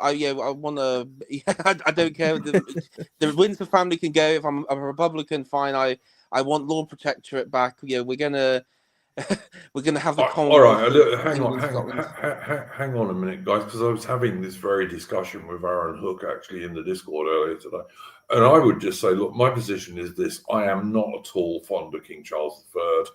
I think he prefers foreigners to real British people. I think he's shown that many times. I don't also like his other positions in terms of net zero and all that kind of stuff. He's plainly a globalist. I would take someone from the house of Alfred the Great or even a Plantagenet in a heartbeat rather than the Windsors, I have to say. Well, that's the thing, but I'm not a Republican. These people try to pretend that like you are just stuck with this monarchy for time immemorial, and it's like, how many times just in the last like 1,000 years have we essentially changed the royal family from one family to another? Yeah, like nothing in these systems is permanent, and it can be changed. Like if you go back and read any of like the old conservatives or right wing texts that talk about monarchy, whether it's Patriarcha or even De Maistre, but especially like quite a few others, essentially they always end up laying out this means by which you can oust. Edmund Burke does this as well. They always lay out this means by which you can oust these people. There's like a point of a justification where you can go, yeah, no, you're gone. Like, when they're not serving the interests of the people. Yeah. Yes. Even at some of the heights of monarchic power, it was kind of accepted that these people had a role to play, and if they weren't doing it, you would get rid of them some way or another. And it's just childish to take up this position otherwise. Like, I can actually like a system of monarchy, but not like the current monarch. Like, Yeah, exactly. That's my position entirely. Yeah, actually, Henry V was, in my opinion, one of the greatest English kings, but his father was a usurper. Yeah, or indeed say, I like hierarchy and I like the idea of royalty, but all these royals are shit, and I'll just be a republic for a bit. Like, all of these positions are fine. I mean, it's interesting to say that because Absolute Majesty did a really good video some months ago called British Republicanism, a Necessary Evil, and which is basically, okay, we don't like the idea of getting rid of the monarchy, but the fact is Charles is an enemy of the subjects he's supposed to represent and rule over. So if we have to be a republic for a bit, so be it. It will mean that obviously we can always have a restoration in the future. We can have a 1660 moment again. So we could have we could do like a sort of Dutch move where we become a republic for a bit and then go back to being a monarchy. Well, I was thinking more. No, we just get a modern Cromwell basically. Oh, I need to ask Aaron about this because I know Aaron's got views on this one. So, Aaron, what's your take on this stuff we're talking about? Very simply, my position is I am a monarchist, but I'm not a fan of the current king, and therefore I have no problem with removing him.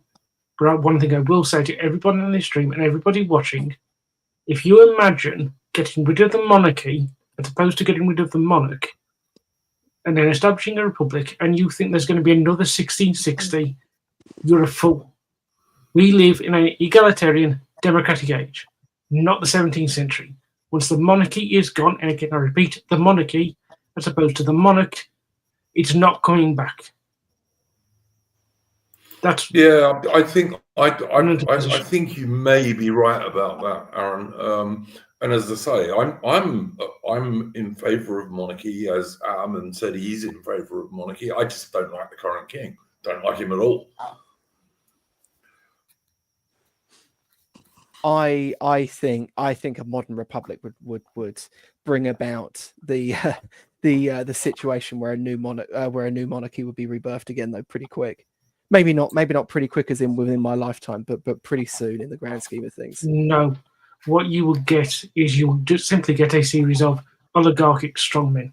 You will turn this country into nothing more than an an Anglo version of an ex-Soviet state. There is no the idea when in the age in which we live, the idea that you can return to monarchy after getting rid of it isn't possible. It is one of those things that once you break, you cannot return. Just look at Russia. I was just going to say that, Aaron. You look at Russia, which these days is happy to celebrate some of the Tsarist history and all the rest of it. But there's no sign whatsoever that they're ever going to get a Tsar back. Yeah. I'm sorry, but you're operating on a very short time horizon. I mean, it's only been just over 100 years since the deposition of the Romanovs. I mean, just try and give your things a more longer time horizon. I think things could always, come back to it. I mean, I hate to make a comparison to a fantasy work, but obviously in Lord of the Rings, the king of Gondor line dies out. You have the stewards for centuries, and then finally you have the return of the king after so long. So it will eventually return, I believe. It just may be a very long time. I mean, let's be honest, though. Aaron has a point. I mean, I can't think of anywhere where a king has come back except for Spain after Franco, and that was a disaster because Spain's gone a complete lib shit place. This is it's not the greatest example because it's not in our modern conception of liberal democracy everything, but with the Novgorod realm and when it transitioned from a republic back to a monarchy with what was it, Prince what was his name, Nevsky or something like Novietsky? Alexander Nevsky. Nevsky, thank you, to repel the Teutonic knights. So that is one example where the monarch was literally invited back to put a stop to something. But again, that is in the medieval era and different dynamics. But I'll be honest, I don't see a modern politician allowing a ceremonial head of state back once you've lost it. I do think Aaron's probably right about that. I mean, with Libya, with the revolution in Libya, and I mean, let's be honest, that was the civil war. I mean, it was all funded by America and NATO and the West, and there was a lot of spooks. We found out, later on, there was a lot of spooks operations going on there. I mean, there was movements on the ground with factions to restore the what was it, the original king, sultan, what have you, the royal family back in place. Now, without Western interference in a natural order, I could see that very easily happen instead of it being propped up by corrupt, American and British and French. But we're talking about a third world Arab state, to be fair. Anyway. Well, yeah, why not? I mean, but my point is, I tend to. I mean, obviously, we don't know, frankly, but I tend to think Aaron is right. And I don't like the current king at all. I would really like him to be gone. I'd be very happy if he abdicated. And I am not hopeful that William is going to be much better. I hope he will be, but I'm not. I can't say I'm confident he will be at all. Yeah, but also and this goes to Aaron's point, right? But you kind of, I mean, the more time goes by, you kind of end up with this, especially as I get older, you kind of end up looking at this thing and thinking there's just a song and a dance that has to happen all the time. It has to come to a point where you have to actually put power back into, let's say, Charles's hands, and he's gonna screw you over. It's not gonna go the way you want it, and what happens in that instance is you then have to sort of try and transfer to a different royal line, but it's still, you're still retaining it as a system in which you put faith or trust into certain leaders. Whereas the implication that you can sort of shortcut sort of like history, as it were, and transition into a different system that's further along the line, and then try to switch back again, it obviously probably isn't going to work in the long run.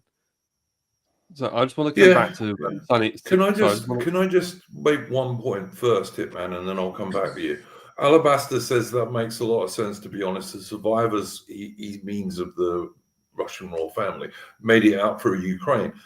Mitch will correct me if I'm wrong, but I think what Mitch meant was that there are Romanovs fighting on the Russian side in Ukraine.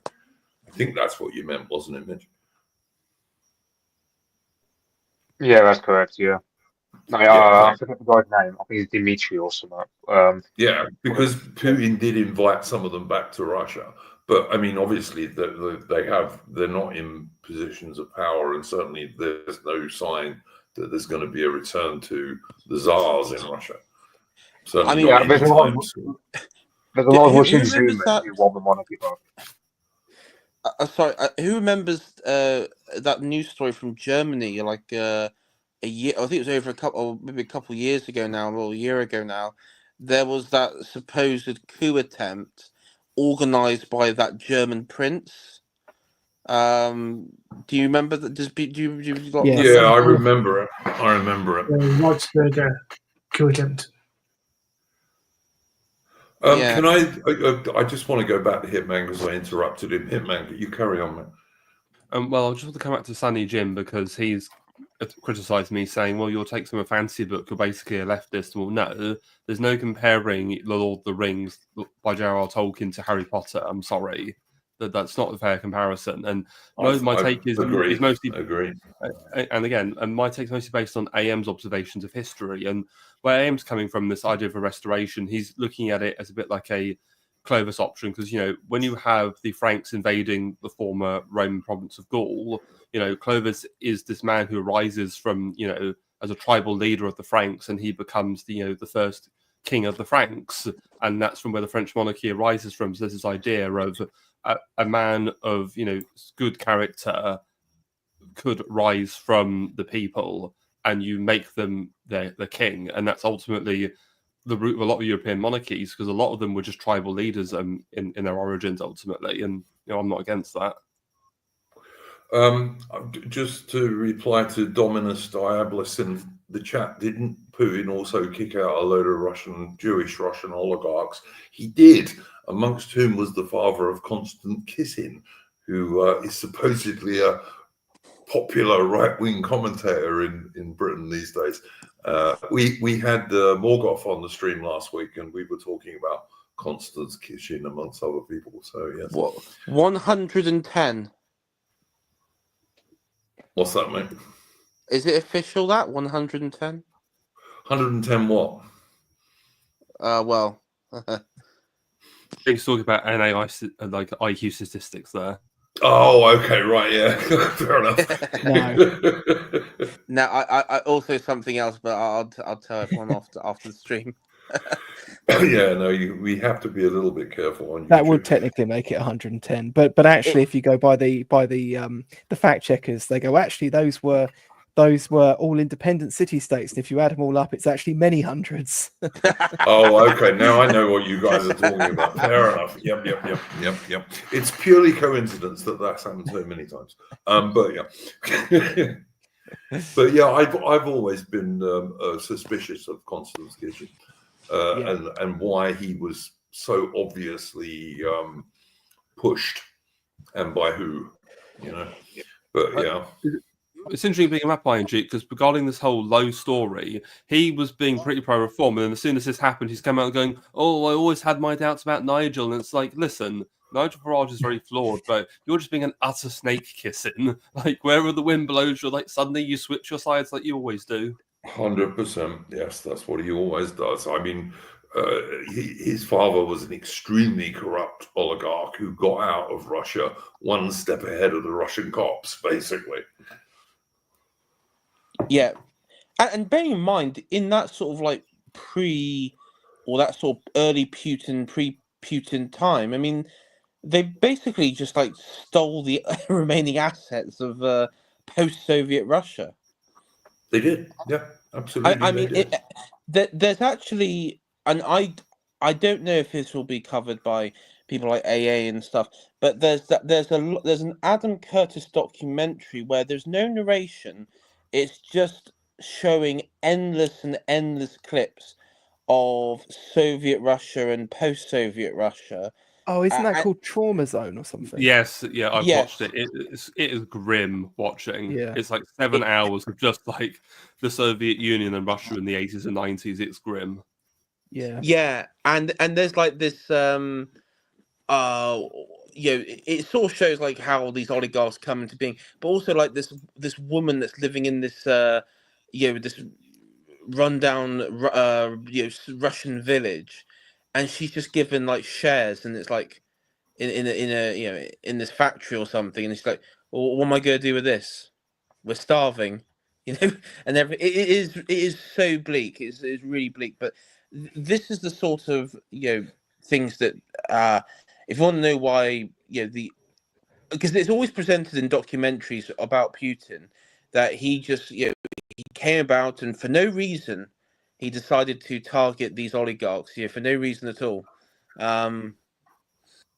But if you watch that Trauma Zone, you can probably understand why the Russians and why Putin was so brutal. I mean, I never denied there have been like they say, there was like a bombing of this apartment complex which had like oligarch connections that were opponents of Putin. If I'm absolutely honest, I think he probably did do it.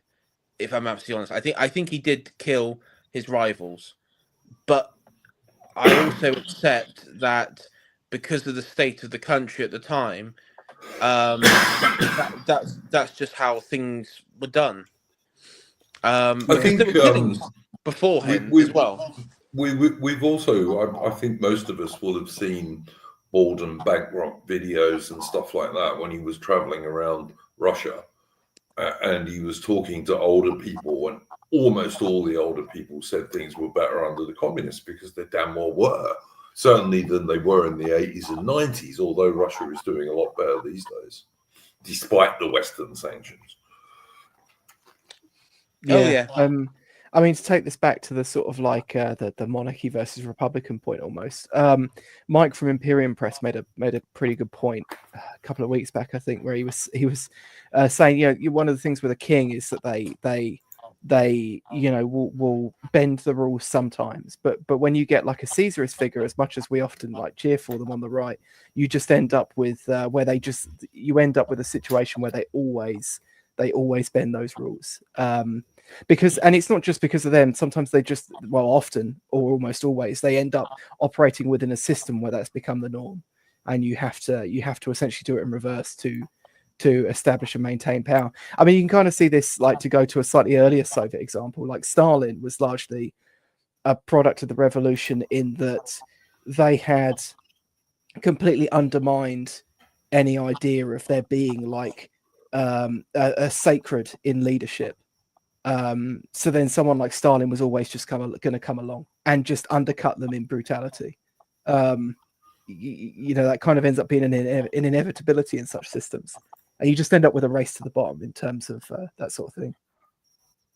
100%. I'd just like to point out, guys, we've got 133 viewers at the moment, which is pretty good for our little podcast.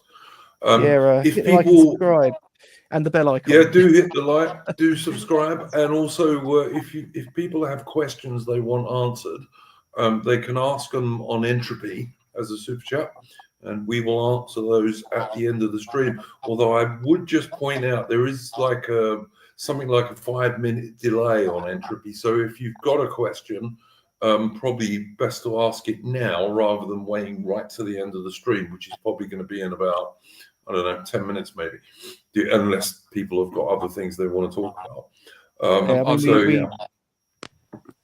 Sorry. Carry on. I would recommend refreshing Entropy Andrew, because I had that earlier this week. I had 2 super chats, but I didn't know until I actually refreshed Entropy that they came through. Okay, let me do that. We do also address regular chat, but no judgment if you're poor, but also stop being poor. Oh, look, the thing is, I will just say this, because we are now, the reason we can now live stream to X, to Twitter, as well as YouTube, is because I'm paying extra money to StreamYards, and I'm also paying extra money to X, to Twitter. And so, yeah, that's why I'm a bit more shilling these days, is because I'm semi-retired, and my income is not unlimited. So yes, I do shill a little bit these days. Ataman's statement there, as stop being poor, just reminded me of the the OnlyFans whores that were sort of like that one where she berated the audience. It's like, it only costs $5. Why is your broke ass cannot afford the $5? Oh God, yeah, I know. It's funny though, like I watch some trekking and camping videos on YouTube, okay, because I like that stuff. And I have recently noticed, because if you watch some videos, YouTube will then give you suggestions of similar stuff. And I noticed there are a number of girls who do these videos, but the difference is the girls that do them nearly always wear skimpy bikinis and stuff like this. It's really quite strange. You bring up the FOT. Do you remember the FOT audit? Yeah. Oh, could you imagine those sort of hiking videos? Like, hey girls, the Valley girls go to the Maghreb Mountains in their bikinis. Let's see how far they can get. Oh, listen, there was one chick I noticed who goes around bits of America and Canada, national parks and so on.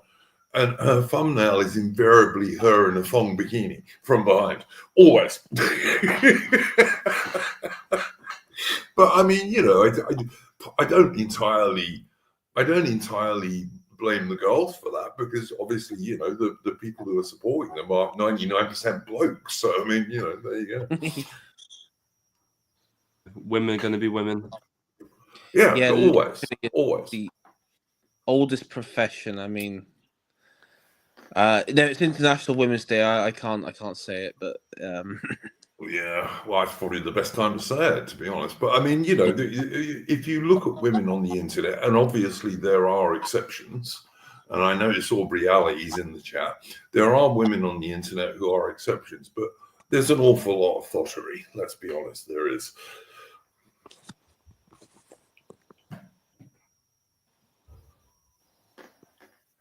So yeah, did anyone have anything else that they wanted to bring up that we haven't covered so far? There is one thing. I'm not sure if anybody else saw it, but that podcast News Agents, one with the ex-BBC people, they put out a clip on X suggesting that China might be Europe's next ally, or something completely ridiculous. I just wonder if anybody else had seen that. Is that the coalition of the willing, or whatever they called it? Yeah, something like that. Yeah. That I did see that. Yeah, it's like I'm assuming, and correct me if I'm wrong, but I they wanted like this sort of grand European army, and I was thinking back to another AM stream, actually, come to think of it, of the Austro-Hungarian army in World War One, and the problem that you had was with all these different nationalities. Well, what was going to be like the officer corps language? What is going to be the main language? Well, it's going to have to be English, if we're honest, but it won't be, because the French won't agree to that, and probably the Germans won't. So you're going to have like one massive problem to start with in the army, which is the communication between the multinational units. Exactly the same that you had with the Austro-Hungarian forces. So, I mean, yeah, I saw it, and it just seems like complete fantasy. I just hope we stay out of it. Well, I just hope that Britain stays out of it. We're not in the EU. We shouldn't be in the EU army. Well, to add a bit more nuance to AI's point, what AM went over with that was the problem is that you actually had an officer corps that were multilingual. They were all polyglot. They spoke, because in a regiment, if at least a quarter of the soldiers spoke a language, the officer had to speak it. And the problem was early in the war is all their polyglot officers were killed off, which is then what caused the problem. Yeah, that makes sense. That makes a great deal of sense. I just say that I don't want to go on about this because I know I can go on about military stuff, but just briefly, the British Army has, I think, 72,000 men at the moment, and that includes far too many women. And I will say that on International Women's Day, there are far too many women in the British Army and the British Armed Forces generally. And they are not suitable for most frontline roles. They're just not. But there are 72,000 bodies in the whole British Army, and that includes an awful lot of people who have nothing to do whatever with the front line. And the Russians have over 400,000 soldiers around Ukraine at the moment, just around Ukraine. Russia has far more soldiers than that. So the idea of putting a British brigade, which is the most we could possibly send there, so say 5,000-6,000 people at the most, the idea of putting 5,000 to 6,000 British soldiers and RAF guys in harm's way, surrounded by 400,000 odd Russians, is asking for a disaster. And no one who has the best interests of the British Armed Forces servicemen in mind would ever support Starmer's insane idea to do this. I mean, assuming the Russians would even allow it, which I don't think they will, hopefully. But there isn't any. They would last 24 to 48 hours if Russia ever decided to get nasty. And then on top of that, you have the danger that could lead to a nuclear war very easily. It's an insane idea, and only a gay guy who has no understanding of the military whatsoever, like Starmer, would possibly suggest such an idiot idea. And anyone who supports it is a military moron. I'm sorry. But anyway, that was my little rant on that one. Just to add one more thing, the idea of an EU army has sort of been bandied about since the 50s, essentially. And the reason why it's never come to pass is simply because of the French. That they would have. The French won't allow it because they want to be in charge of it. Yeah, that's it. They'd want to be in charge of it, and of course, which makes sense inside the EU because they are the only nuclear power at this point. But the problem is, it will be the rest of Europe that will balk at that because you and I know exactly what will happen as soon as the French are in command of this EU army.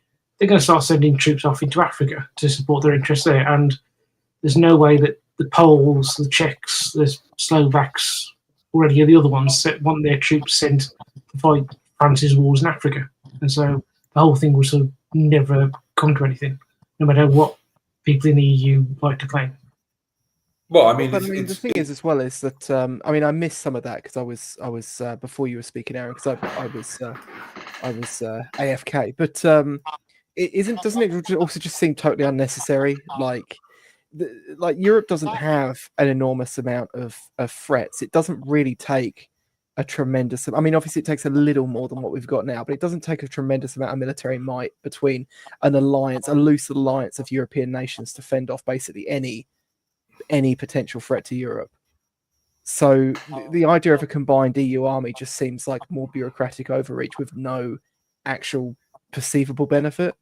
And unless you're going to do what the Americans were doing and operate overseas all the time, Adam, which I suspect is what would end up happening. But look, the other thing about this, and Morgoth made this point, is that if you bring in conscription to Britain, right, which is impossible, by the way, because the British Army is too small to be able to train a large conscript army. They just wouldn't be able to do it.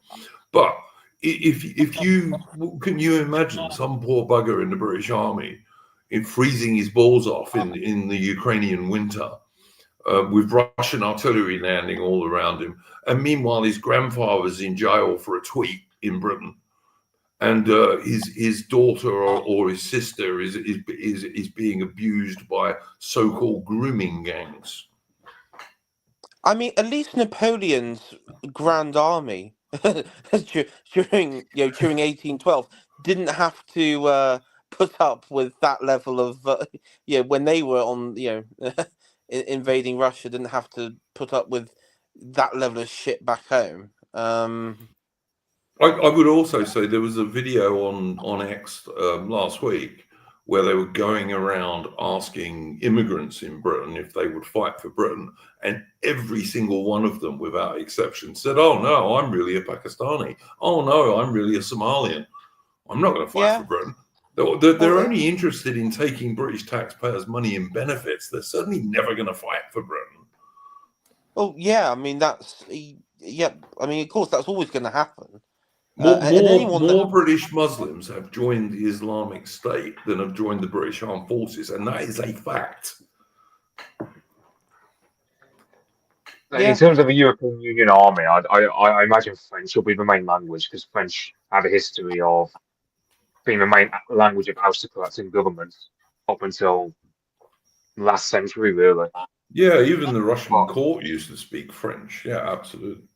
Yeah, but the thing is, as Aaron will say, that the fact is, let's say the Poles, it'd be poetic if the French sent the Poles to be down on some Boko Haram or whatever, because the Poles have a history of just being French proxies, or in case of like Haiti or whatever, so it'd be poetic, I suppose, if France were to have another EU army, and it's literally just another case of the Poles just getting thrown at enemies of France, like slab of meat, I suppose. I would just say, look, I support remigration. I think it's inevitable. And I will just say this: reform support remigration for illegal immigrants and also for serious foreign criminals. And I would regard that as a start, but only a start. I think it's going to have to go further than that. But you first of all got to turn the tap off of this unending tidal wave of mass immigration coming in. You got to turn that off, which is why this net zero idea is good. Doesn't go far enough, but it's good. And then start by remigrating the illegal economic migrants who come across the channel, and also obviously foreign criminals. Absolutely right.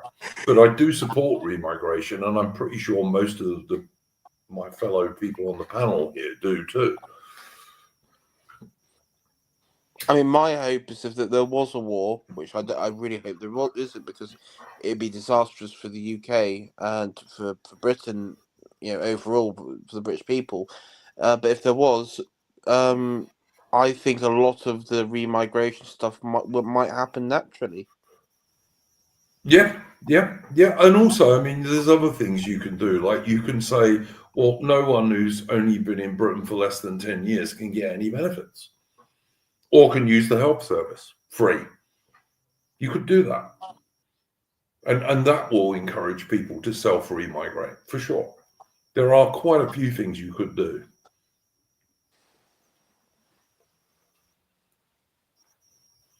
Anyway, guys, has anyone else got any final point they want to bring up, or anything you would like to shield, gentlemen?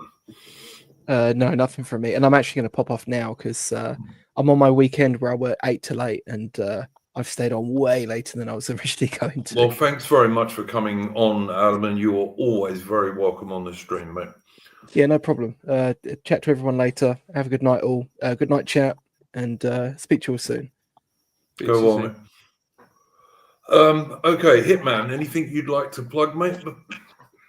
Well, as you know, I have my weekly show, which is normally every Tuesday, but next week it's going to be on Monday because I'm having Todd Lewis Praise the Folly on, because he normally streams on his own channel on Tuesday. So to help him out, I'm doing Monday. We're going to be discussing Polybius's book 6 of his histories on the Roman Constitution. So if you're interested, then come and give that a watch. Sounds good. Sounds good. Mitch, anything you would like to plug, mate? No, not from me. All right. Aaron, anything you'd like to plug?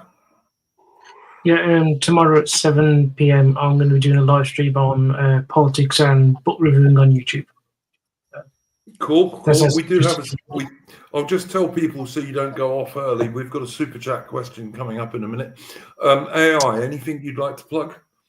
Not on my channel at the moment, but Wednesday I'll be streaming with you on your channel, on Duke. The next episode, history episode, on the Battle of the Nile. It's going to be a naval one. This one, it's going to be on the Battle of the Nile. One of Nelson's great victories. I'm looking forward to that one, actually. And just to let people know, it was AI's suggestion that we do the Battle of the Nile. So yeah, that would be a good one. And then after that, I mean, the next one after that would have to be the Battle of Copenhagen. Before we do the big one. For sure, we'll definitely do Copenhagen. But yeah, we're doing the Battle of the Nile on Wednesday. For anyone who doesn't know, we have a regular weekly Splendid Isolation history stream, the same time as this stream, but on a Wednesday evening in UK time. And the next one is going to be Nelson's victory at the Nile in 1798. So that should be an interesting stream. Now we have a super chat question, guys, from Sheev Palpacringe for US $3. By the way, the Black Horse started the Red Ensign podcast. You might want to check it out, highlighting the achievements and advancing the future of Anglo-Canadian people. I like Black Horse. He's a good bloke. He's a Canadian, as Sheev said. So yeah, if people want to check out the Red Ensign podcast, and of course the Red Ensign was the original Canadian flag before they got the maple leaf thing. And I know that many Canadian nationalists much prefer the Red Ensign because that was the correct historical flag for Canada. So yeah, go and check out the Red Ensign podcast by Black Horse for sure. And thank you for the super chat, Chief Palpagrinch. I will check it out myself. Let's just add AI back. Yeah, so I think that's everything. Unless anyone had anything else they want to add. We've gone over 2 hours, so. No, I'm good. All right, guys. I will just say we'll be back, as I say, on Wednesday. Come and watch our historical podcast on Nelson's great victory at the Nile. It was a really interesting battle and won by superior British seamanship as well as gunnery. But we'll explain that on Wednesday. And of course, we'll be back here same time next week for our Splendid Isolation stream. And it'll be 214, by the way, because we never do 13s because I'm superstitious. So there we go. You can check back. We've never had a 13th stream. So, but yeah, so 214 it will be next week. And yeah, don't let the bastards grind you down. Go well, and thanks for joining us. Take care, people, and thanks to my guests. And all the links to the guests' channels will be in a pinned comment later on. Go well. Good night.